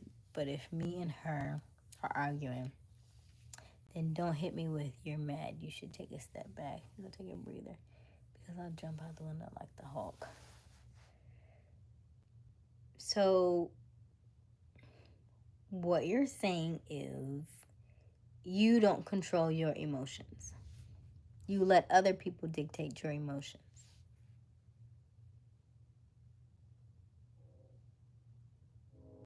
I might have bought the book.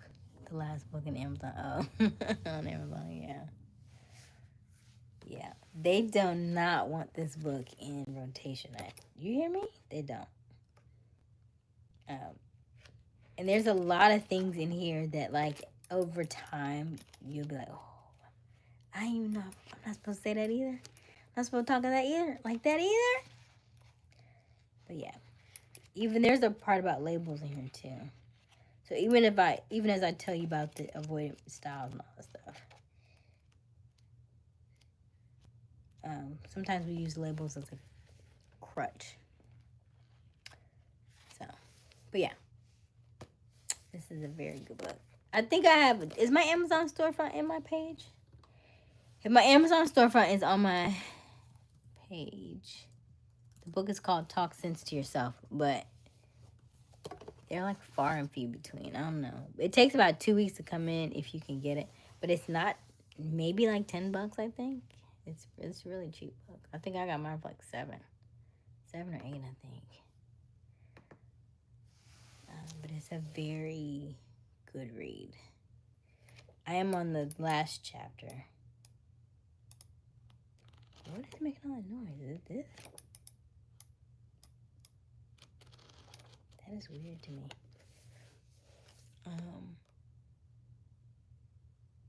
Nah, bro, just didn't have a budget. Huh? What do you mean you have a budget? Hold on, let's see here.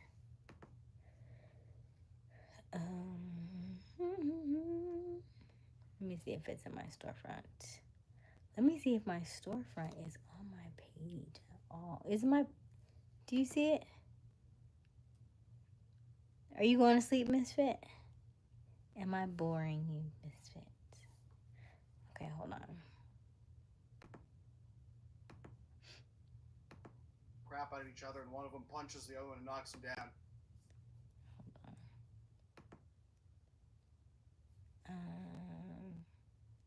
Because I'm wondering if you go to my...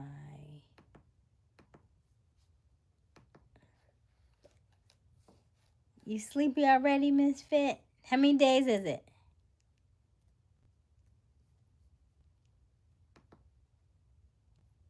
Good night, Misfit.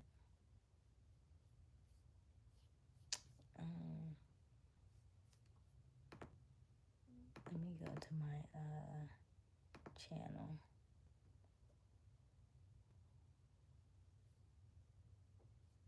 There we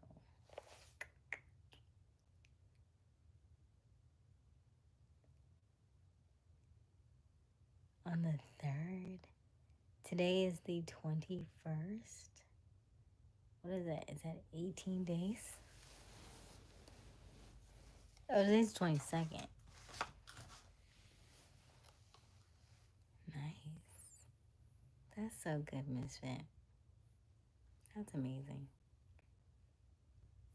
And I'm okay with not fully controlling my emotions only because I actually like to fight and I'm really petty. I just try not to be that way towards women in my life.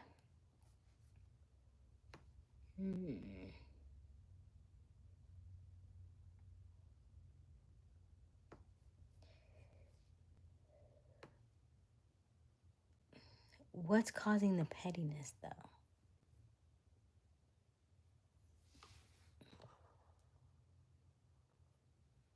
I just had the conversation on Monday. They didn't understand that I don't believe in accidents. When it comes to wrongdoing, like I will never believe they didn't try to do wrong by me if it happens.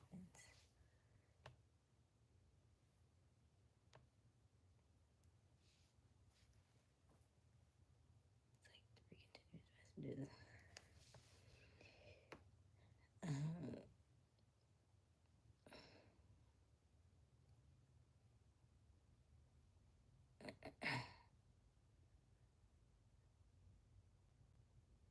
Where's my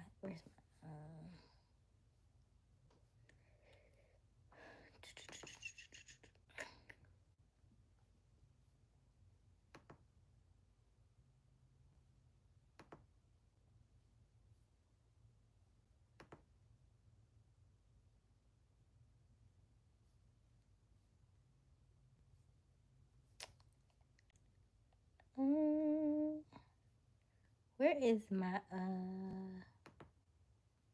there it is.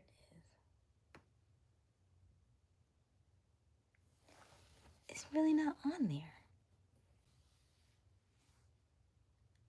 Why is my Amazon storefront not on there? Interesting.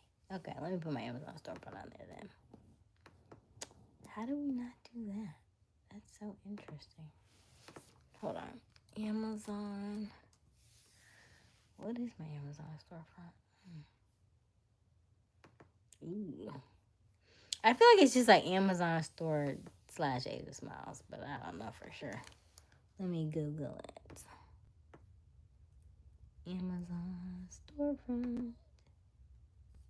Let me see Amazon storefront.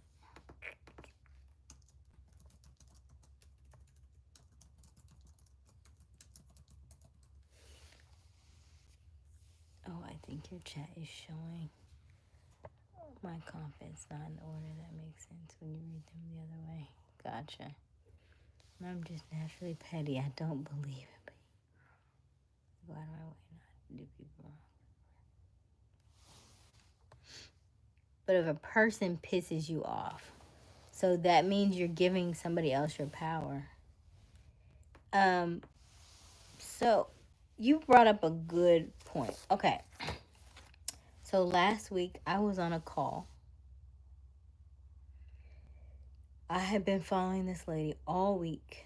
She had a business thing every day of the week, all last week, leading up to her event on Friday.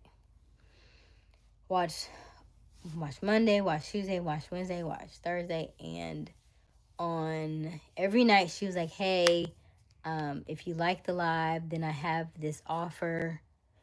Whatever we talked about in the live that night, you can learn more in depth. It was like $16 a night, so I bought each one every night.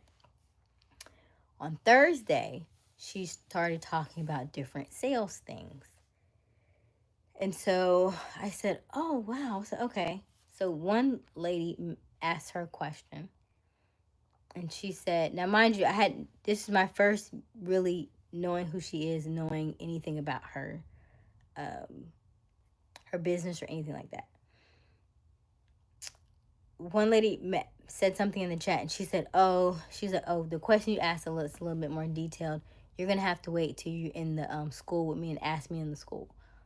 So she said, okay. So then I said, excuse me. I said, what is it? I said, what's it? I said, I do concerts. I said, what's an example of upsell, downsell, and tripwire? And she went off. She said, see, I don't understand why. Don't do that. Don't do that. I gave y'all all this information all week long. You could have said this. You could have done that. She's like, if you want information on that, click the link in my bio and schedule a one-on-one call with me and stuff. I done did all this work all week, and y'all just gonna come in here and do all that stuff. Don't do that. That's messed up my whole, my demeanor's all changed now. So I'm getting off the live. So she goes into a whole big thing. And so I said, oh, okay. Apologies. And then I thought about it. I was like, wait a minute. You're not going to get mad. That's not me. That's not me. That is not me to be. For you to blow up at me, I don't know you. Never met you. Have only seen you for 4 days. And you snapped at me for something that I was unaware of. I had no idea that you was going to react like that by one question that I asked. So then the next day, the lady was so upset. She messaged back and she was like, oh my God, I am so sorry. I apologize. I didn't know I was going to upset you. And she said, oh no, girl, it wasn't you. It was somebody on YouTube. So she's referring to me. But if the lady before thought you met her, you can already see that meant it had nothing to do with us, right? Now, earlier in the week, she talked about somebody taking down her TikTok because they were spamming her thing. Earlier in the week, she talked about her mother having cancer. Earlier in the week, she talked about somebody talking bad about her, and the lady had a large following. And so now you get to me and I ask you a question, and now you blow up. That had nothing to do with me. So what I'm saying to you, caveman, is something similar, because you might have been in a situation and you thought they said something and you took that as and you're blowing up at them, but they cannot be responsible for a for stepping on a mind that they didn't know was there. That cannot be their fault.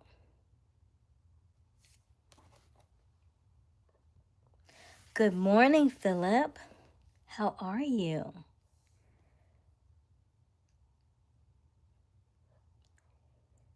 They can have it because a lot of it comes with having power.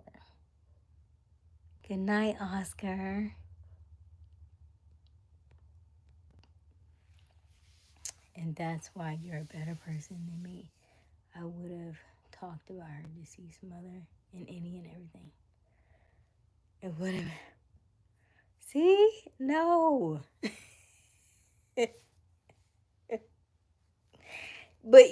But once you realize that people's triggers are their triggers, they're not yours, then you can start to change the narrative in your mind instead of being like, hey, I'm not taking on your ish because it's not mine.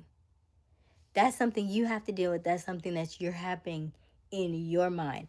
Now, I gave her grace because I know this work, because I've studied and I've done a lot of work in psychology. And because we're in sales, we have to learn the mindset of our buyers and we have to learn what people's pain points are and different things. So her reaction, although I knew it wasn't directed at me, for her group, they're probably like, oh yeah, girl, they do that. You're right for doing what you did. Now for the new people coming in, probably like, dang, she went off like that. I don't know. That kind of gave me a whole different perspective of if I wanted to do business with her moving forward because of what I just experienced, right? Because I didn't know you.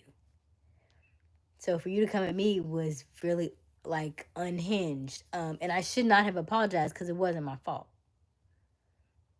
I should have just left it as, I should have not said anything or left it as is. So that's something that we'll let it go. But people create their own situations, right? And that's their triggers. And so once you realize what your triggers are and what caused you to do the things you do, then you go back and you do your own self-reflection, your own self-worth. Why am I so petty? What happened when I was younger?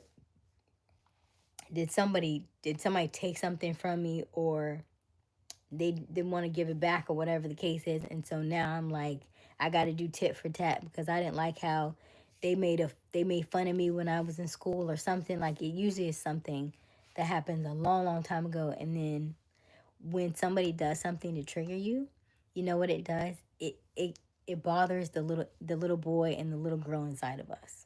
And so that's why we start getting petty. That's why we start doing little things like that. Because you made me mad.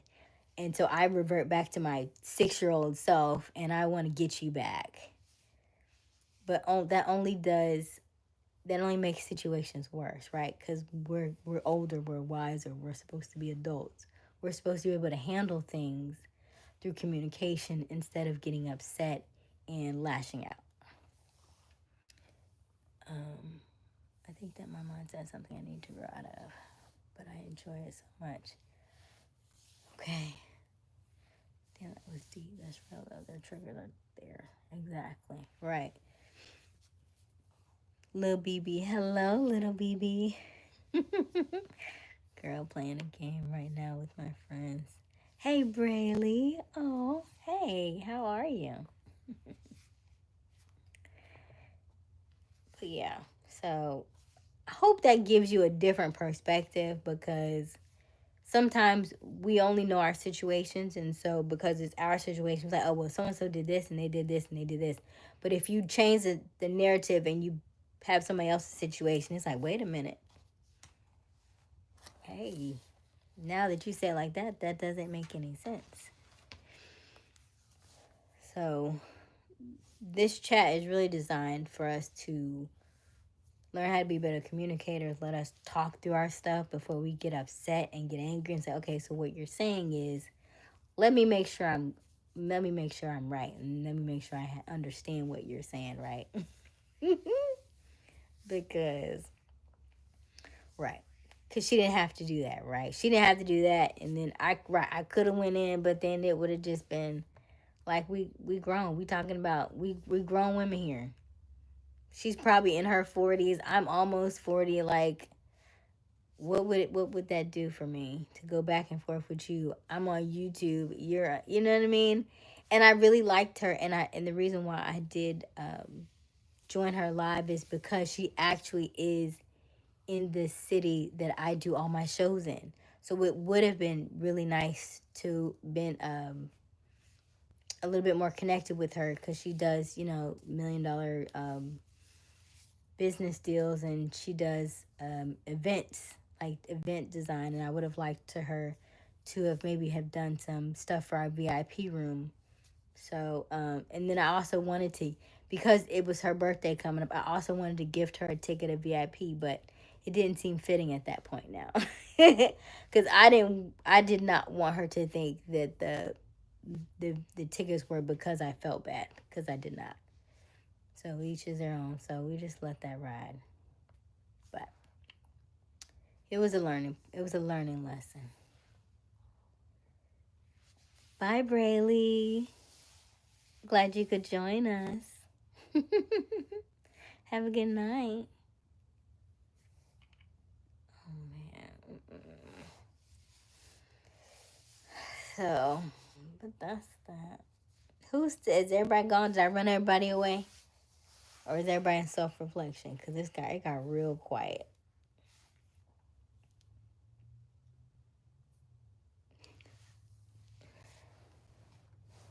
It got really quiet. Who is still with us? Is Deem gone? Q, Robert, Gavin, everybody gone?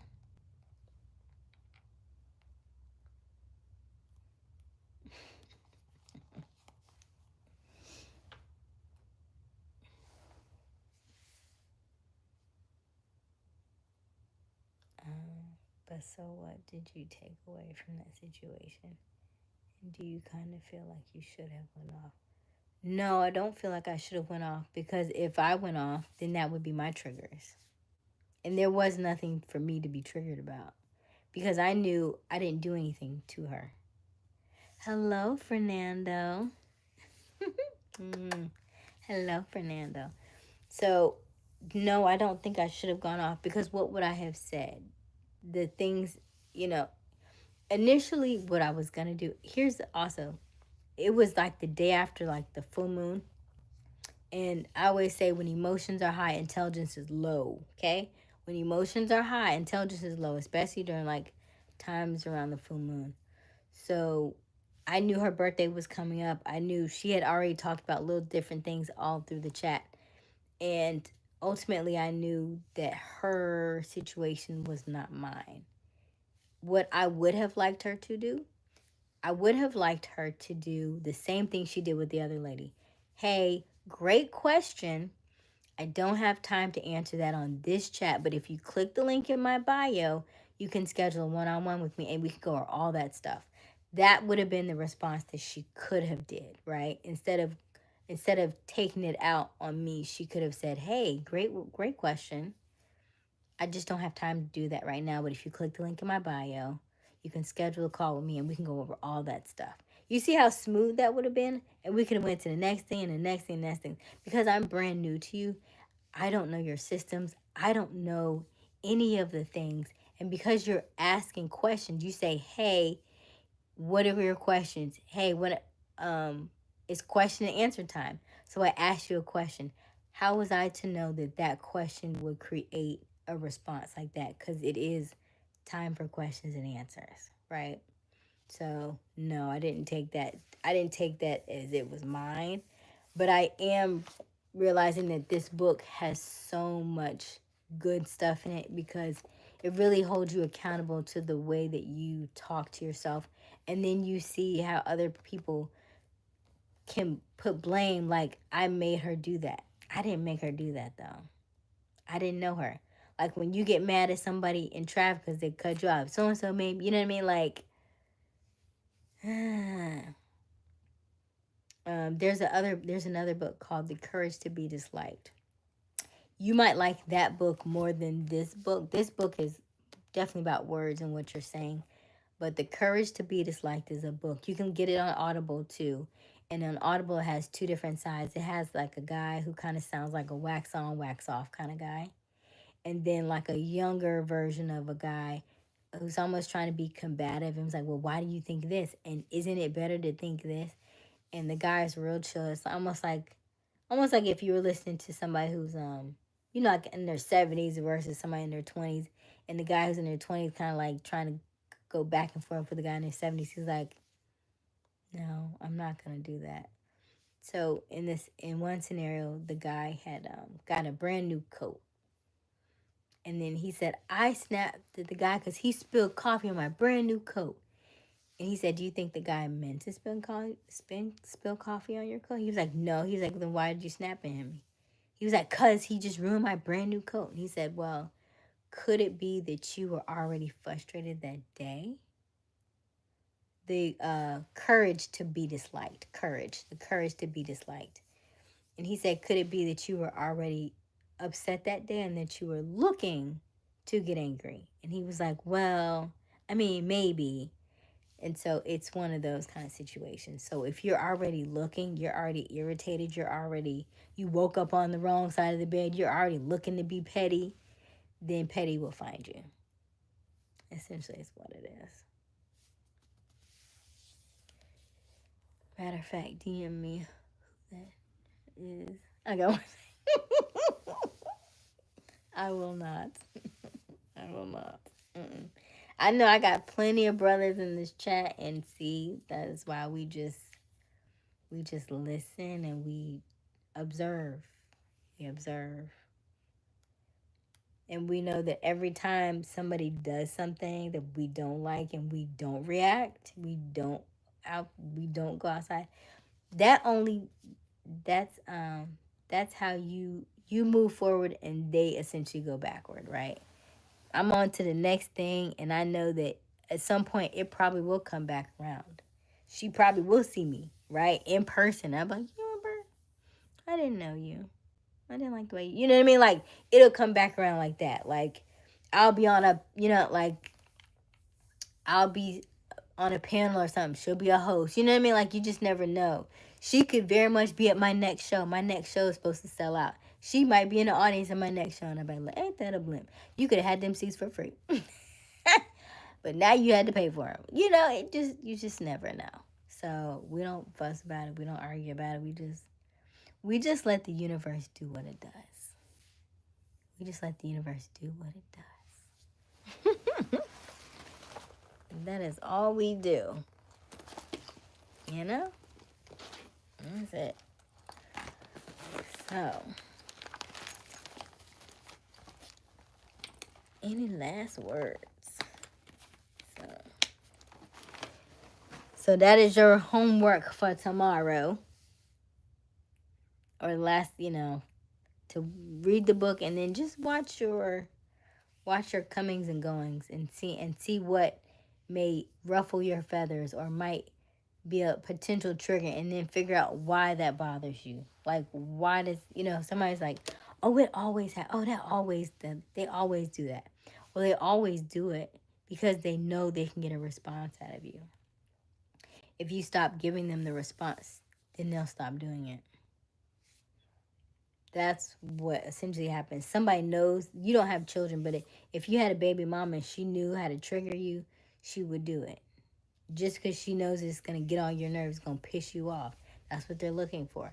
But if you don't give them that, after a while, they be like, dang, he ain't budging. He ain't getting riled up like he used to. And now it's not fun anymore. You're right. Because that's your problem. The crazy part is, if y'all bumped into each other, she wouldn't even remember the situation because she does it so much. I've had that happen to me quite a bit, but it always stands on it. So yeah, I at one point I started to write like an email and stuff, but then I was just like, I'll let it go. because it was so random. It was just so random. And I also wanted to buy her services because she's really good at marketing. Um, but it just kind of soured it, you know. It's like,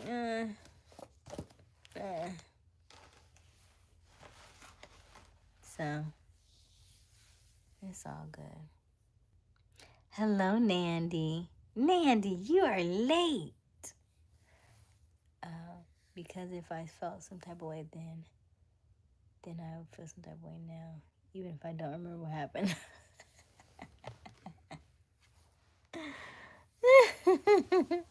You know, I think the part of me, I still have the feeling of, wow, can't believe that happened.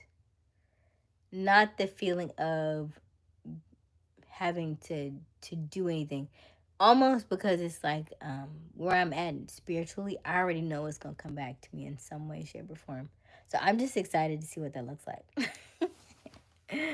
You're like, oh yeah, that's the good one. Like, even if you don't, like, I know it'll come back, and I know it'll either come back through her or something, or I'll be elevated to another level because of the fact that I didn't react. So I look forward to that. I look forward to noticing when I could have popped off and then I didn't. I look forward to those kind of moments when I'm like, ooh, look at you growing up. You could have, but you didn't. I get a check mark. You did a good job. So I look for those moments. Like, I'll be gladly wrong in a situation I can't remember because I feel like I must have been right when it originally happened. When emotions are high, intelligence is low. Okay, remember that. When you are angry and frustrated and irritated, you will lash out and do things. And then when you come back on the back end of it, usually you've made a fool of yourself, right? Or you've done something that you are not proud of, or the people around you is like, dang, you ain't even had to do all that. So just be mindful of that kind of stuff. Because you may mess around, and I don't know if you've had this yet, but you may mess around with the wrong female, and then she's gone. She's gone. She'll be like, yeah, I know. He's like, I kind of, it's cool. We good. We good, though. Promise you we good. Like, I don't need but one time of them. We good. Right? Yeah. Comes with age. Yeah, I feel like it's more of a shock. Like, I can't believe this. Had the audacity. Right. Yeah. Yeah. So I'm just mindful. I'm mindful. But it's not been the first time. For her, yes. In the past I've had other mentors, or like I had like a teacher that was kinda like that. It's interesting. It's very interesting. So yeah, we're good. We see it now, so we can observe it. We have a saying, um, stay in your castle. Now I say that for women, but men can do it too. Like, when you see something going on with somebody else, you just stay in your castle. You observe the things that are happening. Not that you always have to participate in it, right? Like, if the queen and the king are in the castle and somebody's fighting outside, I'm not going outside to see. I'm gonna look through the window like, oh wow, they're fighting out there. I'm not finna get hurt, right? We're not doing that. We're above that, right? We're kings and we're queens, and we don't mess in stuff. We don't meddle in things like that, right? So we just observe and we witness other things, but we don't partake in those things because that'll take us out of our character. We don't need that. So yeah, they all leave at some point, like anime did. Like, Oh my goodness. Yeah, he was. We don't like nobody to beat us though. That part. This is the face God gave me, and I would like to keep it intact. You know, just as He gave it to me. I don't need no extra bumps and extra bruises or nothing. What's up with the glasses? Just a little something. You don't like them? So these glasses generally actually are for, they're not prescription. They're actually for when you're on the computer. They help to help soften the Blu-ray from the computer, the laptops. LOL. Nah, not that. That's just what he told her. You gonna leave me like, oh, gotcha. A little something. So, Nandy, they've said I was a teacher and a secretary tonight. What do you think? I don't know. When I start reading this book, everybody like to run. I don't know why they scared. Why they scared? They scared because they don't want to hold themselves accountable. That's what it is. Your glasses look good on you. Thank you, Jerry. I appreciate that. I do. I like these glasses because they do make me look, really like a sexy librarian. Like when I'm reading. So yeah, I like them. But they also help with the computer. Kind of soften it so it's not so harsh on your eyes. And then it also gives you a little bit more clarity. It's probably why I needed to put them back on anyway, because spending all day on the computer can be a little daunting for your brain. But on a serious note, I feel like I could grow out of the mindset, but it's gotten me so far. I feel like it works. Does it work?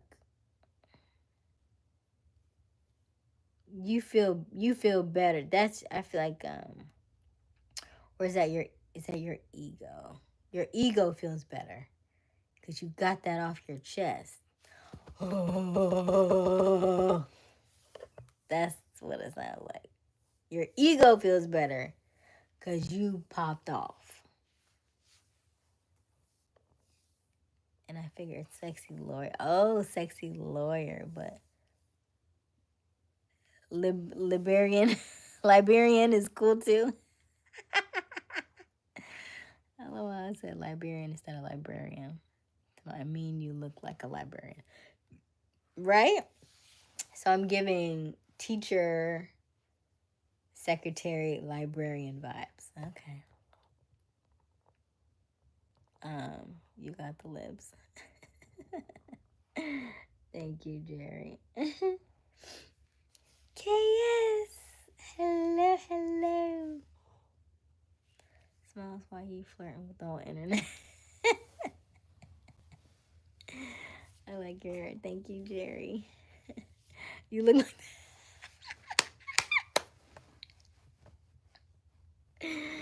Come on over here, Nandy. Come on, get you some.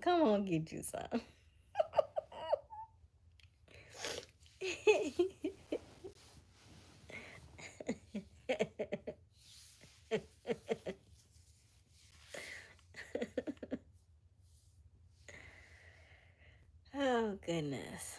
I love it. So wonderful is your smile. Thank you, Jerry. It's giving news anchor. Yes. I did do some news, though. I did. I looked rough. Because, see, here's the thing. They lied to me. Hold on, let me show you this. Oh, gosh, it's real bad. When I was in news, they would say the lighting is not that great, so you need to over accentuate your look. Don't tell that to me. I'm black. I put way too much on. And I was like, I don't even know how to wear makeup. You know what I mean? Like, I just started wearing makeup and it looked decent like 2 months ago. Maybe not even 2 months ago. Because I didn't know what I was doing. But imagine 10 years ago, it was horrible. It was horrible. It was like, cause the lighting in there, so you need to make sure you put a little bit extra makeup on so you can see it. They shouldn't have told me that. They should not have told me that.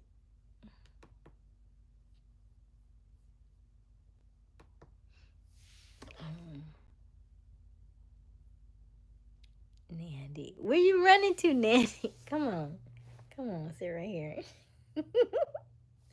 Last night we were talking about the big spoon and the little spoon, and I said I wanted to be the big spoon. And all the guys was saying, no. I was like, come on, you just lay right here.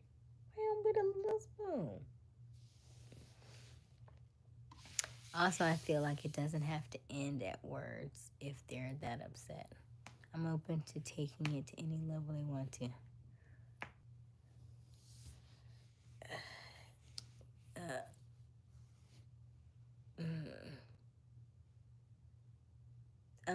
It's giving like something. It don't seem like you're secure. What are you insecure about? Something. It's something.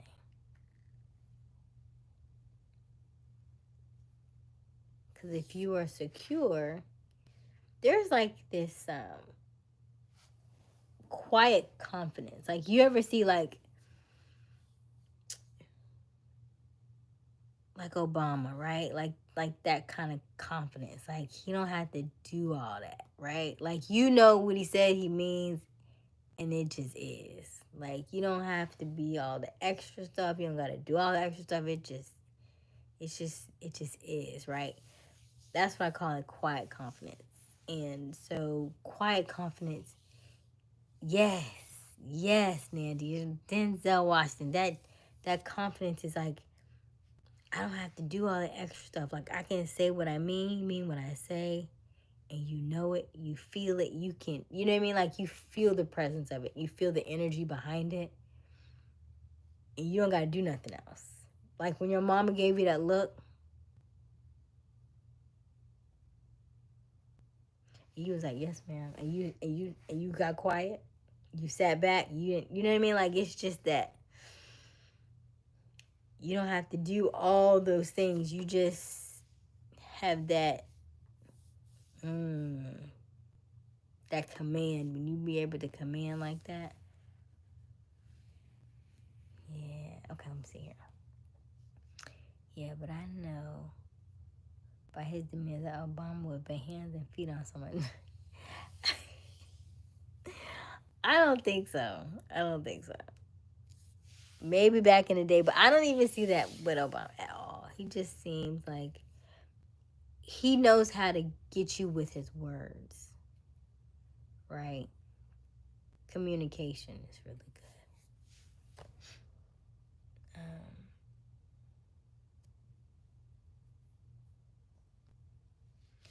They just didn't know how to deal with the beautiful aesthetic of a chocolate woman. Good answer, Nandy. Good answer. Like family food. Good answer. Okay, I ain't the caveman for no reason. Does caveman mean like bomb? Do you remember what Geico said caveman was, right? So easy, a caveman could do it.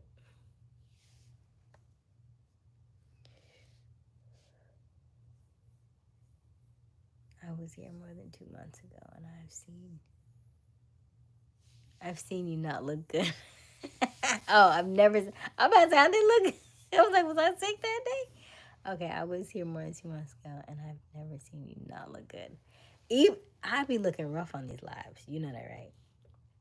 Like I haven't done it tonight, but usually I would say get undressed with me. So I usually like take off the makeup, put the hair in the wrap. I usually brush the hair, put the scarf on it. I do all that on these lives. Because I attempt to give you the best, raw, authentic version of myself. No holds barred. But I do like the look today. I do. I really do. And then I just thought about these glasses today. I was like, oh, I haven't worn them in a minute. Because I'll see them, like, oh, yeah, I need to wear them. And then I'll forget. I'm a caveman. My words don't always work, so I gotta use other means. Whatever you believe, caveman. You look rough. I never noticed. Thank you, Nandy. No, I think caveman said he's never seen me look rough, but I be thinking sometimes I be looking rough. I be looking like, bye, Felicia, in this chat, and y'all be like, that's just the difference between men and women, right? I think in my brain, I've processed that men at your bare, if they can see you with no makeup on and still want to rock with you, then they're okay with you doing all the things, and they don't care at your bare minimum when you do nothing. If I can rock with you, then you're like, okay, then I'm good. Whereas women, we're like, what? You got to see me dolled up. You can't just have me out here any kind of way. And then when we have nothing on, or we're walking to the store and we get hit on, we're like, what? I wasn't even cute that day. But I guess it's like, listen, if you can look like that, and if that's your rough, then I'm cool. Yeah, exactly, caveman. Original man. I pride myself on you. We're going to check back in a year and see if you still have that same answer. You stick with me for it. We're going to see if you still have that same answer in a year. Maybe 2 years. We might need 2 years for you. How old are you again? 30, what? 32? Hello, Samuel. Hi, baby girl. Hello. Okay, 31. Okay, I was close. And then you are your parents together or no? Living, deceased. What's your home situation? Parentals. Hello, Samuel.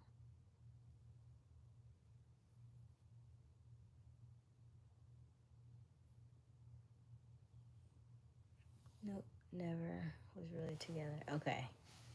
Okay, but both of them are still living, but never together. So then your upbringing was like, my parents are not together.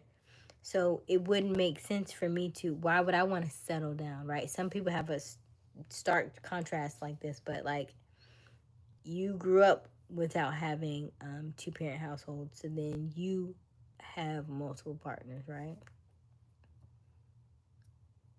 I grew up without both of them, even though I knew them. I was fairly close in proximity to them. So you may be, do you have a fear of abandonment, and like, maybe like, let me pop off so that you can, before I feel like I get my feelings hurt, Interesting. You never know. Everybody has different lifestyles. That's because there are plenty of beautiful looking women, whereas for men, there are only a handful, me included. Nandy, I've never seen your picture. Nandy.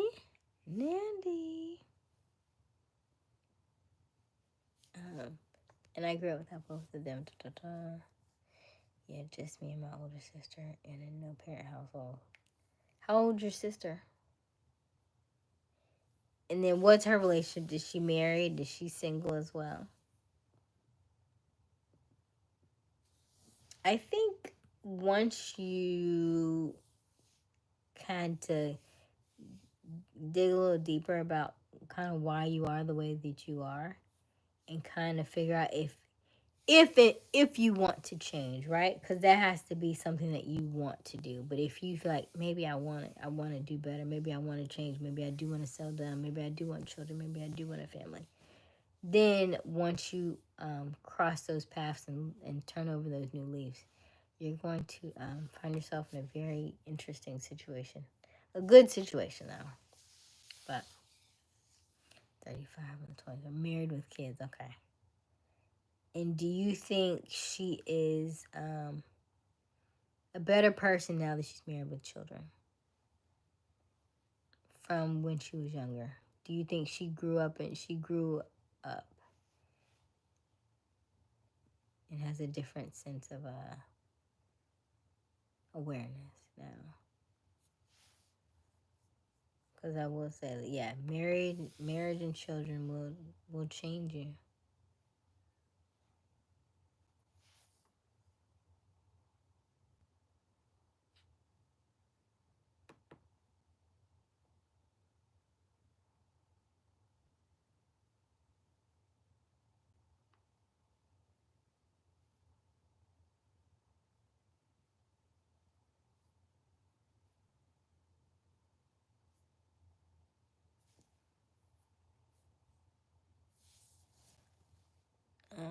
I want a family, just a huge family.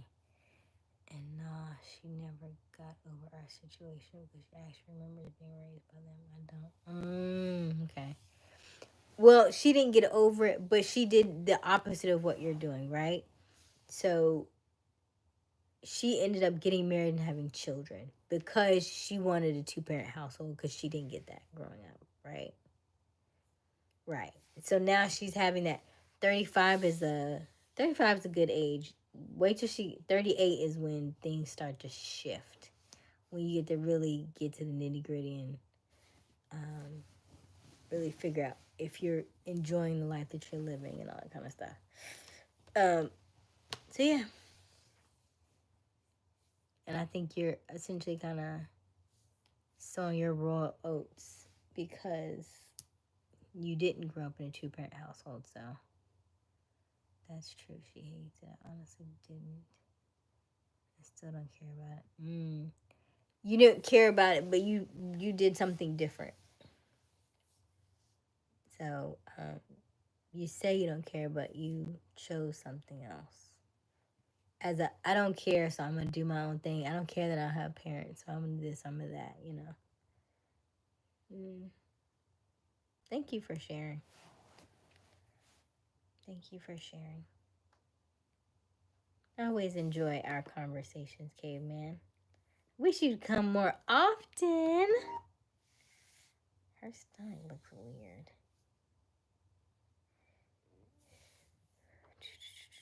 Ooh.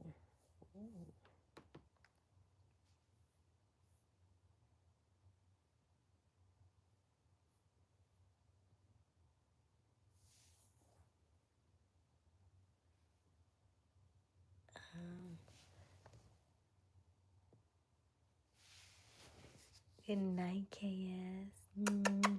We're gonna get off here a little bit too. We're about a minute or two. Yeah, like I go out of my way to not have kids just because I don't want. Thank you for sharing. Yeah, well, that's no way to live. Yeah, because I think you would be a good father, right? You would just be mindful of the things that you dealt with, and you would want to make sure that your child was in a stable, committed relationship. But then you had to figure out your situation. Are you going to be like sister wives? What does that look like? Are they going to stay? Do they all want to stay? Do they all want children? You know what I mean? So you have to work with that. But yeah. Or is she going to be like, nope, just me. Just me and nobody else.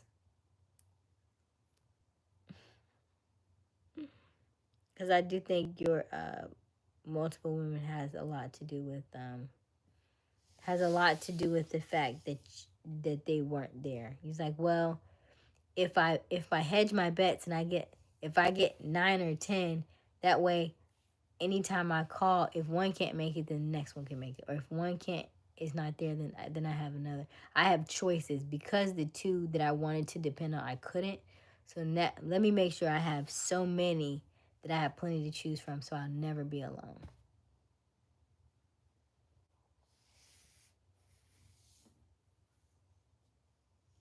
Gotcha. Yeah. Yeah. So, well, you do what's best for you. You do what's best for you. Mm-mm-mm. Yeah. I only want one man. Just one. And I only want him to have one woman, and that's I'm not. I just know it takes a village to raise a child. Carefully pick my village. I feel you on that, because you want to make sure that they're going to be around to help you raise your child. That's fair. Mm-hmm. That's fair. Well, you have time to think about it. Men can have, children up until y'all know, 80s, 90s. Pew pew.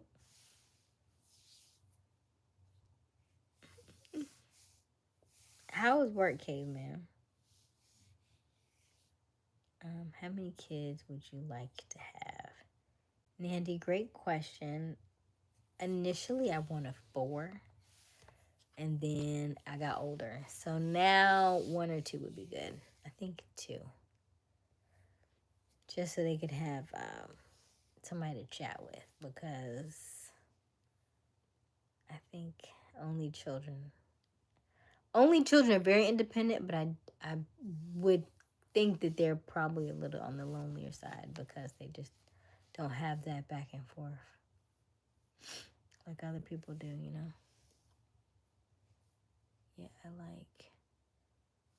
Yeah, like we don't choose to be born, and I don't want anybody to have to go through a lot of stuff I went through in life. I can see where you're going with that, yeah.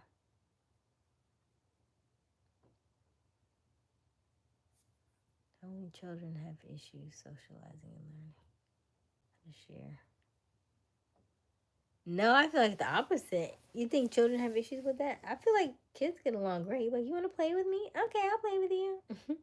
They run off and play. Right? Hello, Kenneth. Hi, Kenneth. Mm-hmm.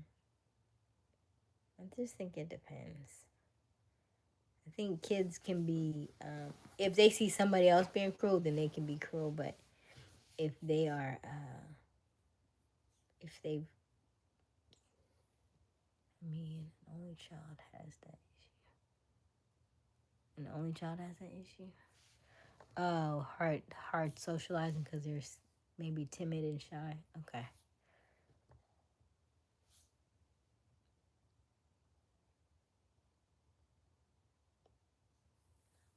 But work's been hectic as usual now that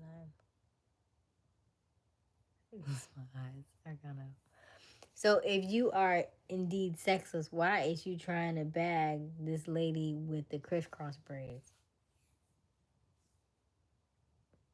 Hmm? Mm-hmm. Mm-hmm.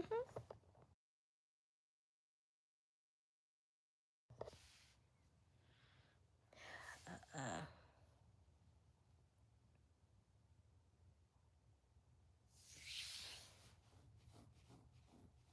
kudos to you for that.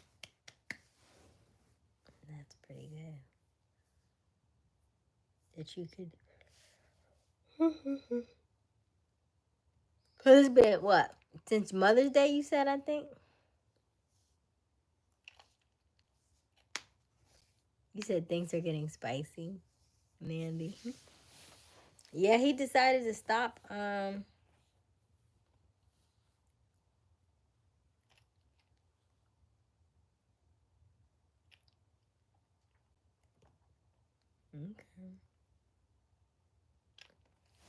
But when you start to make changes and shifts in your life, you'll start to see some things. You'll see some changes. So now that you are refraining, you'll see what comes up for you. That's how you unlock that door for somebody else to come into your life. So we should see what happens with you and the lady and stuff. Since you're abstinent now. But you ain't tell you had a roster of a 9 before her. That part. But we should see how it goes. I'm curious to see how long you're gonna stay abstinent for. What was your reason for going abstinent? Is it just like you just taking a break? Or is it for a purpose? Or is it like, like Lent but after Lent? Now it's 11. Oh gosh.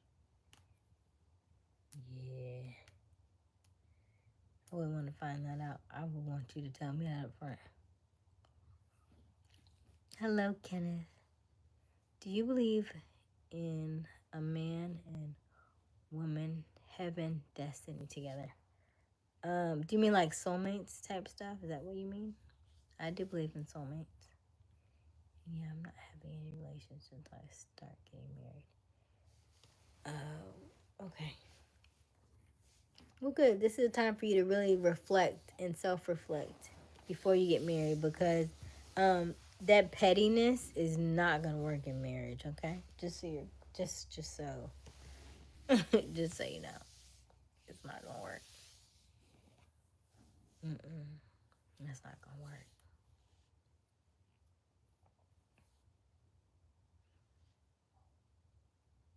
Yeah, that's not gonna work. Hello, Krish. How are you? Hey. Y'all are coming in really late. Like, really late. Like, really, really late. Why y'all not asleep? I'm glad you're fine. I'm about to be asleep, though. Because I wanted to be in the bed by 1:30, and it's 1:22.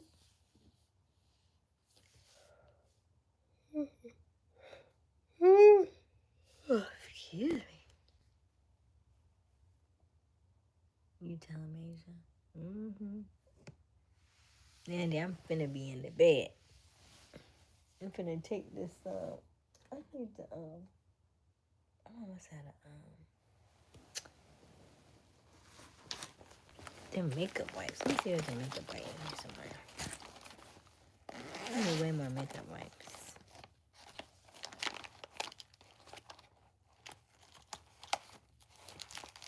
Oh, good, there's one in here.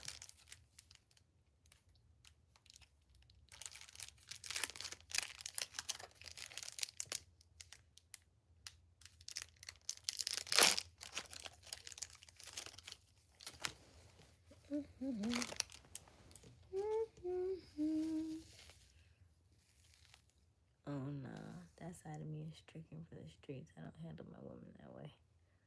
Like, I don't do all the arguing and stuff. But I will check them quick if they feel something isn't right.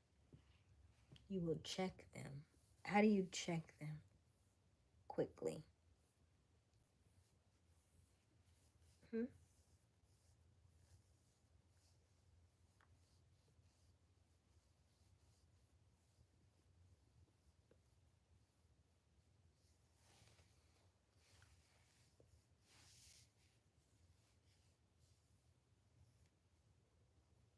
You will correct them as if they've done something wrong.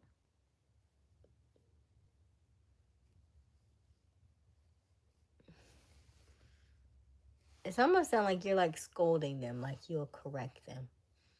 As if like they're children.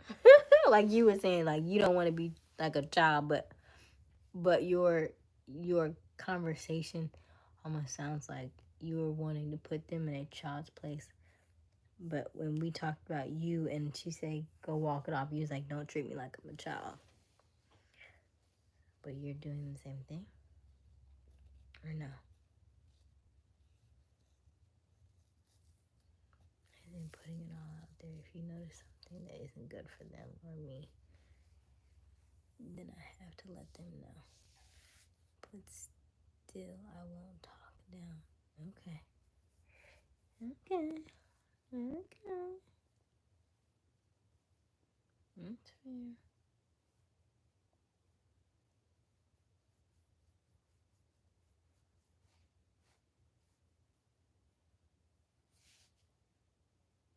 Mm-hmm.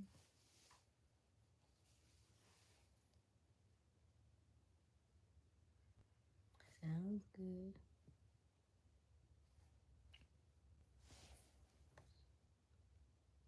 Nandy, Kenneth, Krish.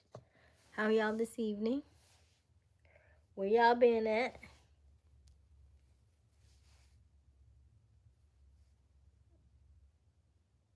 We gonna hang on about 3 more minutes. We're gonna get off here.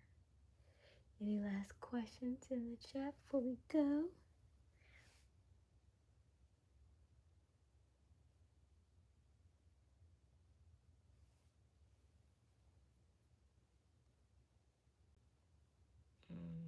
In the sense of like grandpa.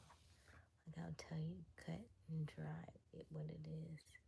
But I'm not going to berate them or try to control any adults because that's not my place. Okay. Thank you for clarification. No matter what you do, you just get ready. Oh, thank you, Kenneth. Thank you.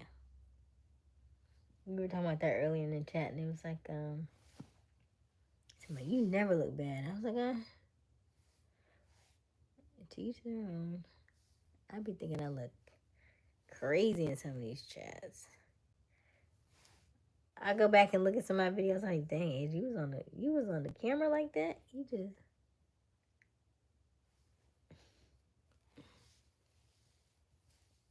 So you just,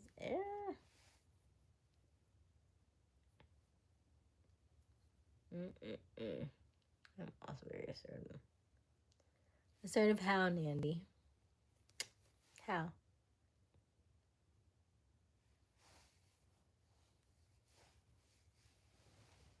I don't like the fragrance on that. I think I like my other ones better.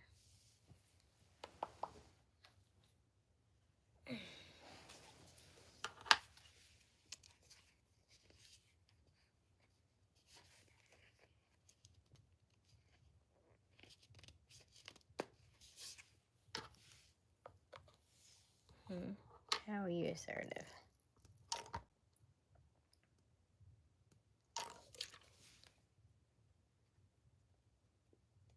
If you wiping, if you keep wiping, you're going to make me. Why would I make you go blind? Huh? Why would I make you go blind? Explain that to me.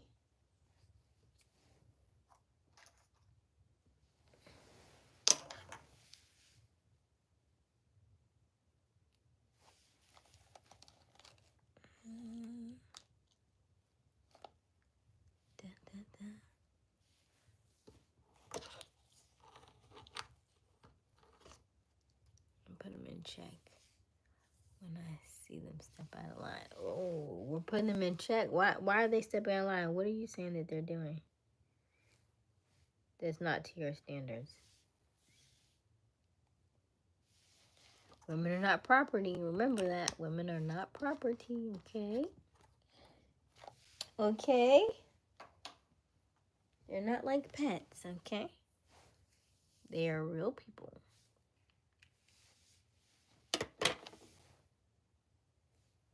You're shining. Thank you. All right, let's see here. We're getting ready for bed. We're getting ready for bed. We're gonna go to sleep and have a peaceful dream. We're getting ready.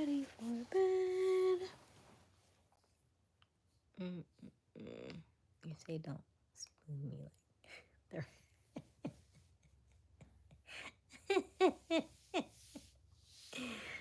okay, Mandy. Like I got a female who's an ex stripper, and sometimes she says stuff that sounds like something a hooker would think. I have to remind her there's a reason why you left that lifestyle alone. Okay, that's fair. Okay. Like if we're building, then we can't backtrack on the things we're supposed to be getting away from. Gotcha. Gotcha. Okay, I've never seen women as property. I'm a feminist. I'm the most pro-woman male in this chat. Okay. All right. And on that note, we're gonna call it a night. As always, my name is Aysia Smiles. Thank you for joining my live. We go live every night, 10:30 Eastern Daylight Time. We will do this again tomorrow. I will see you tomorrow. As always, keep shining. Keep smiling. Keep shining. You got this. I love you. Good night.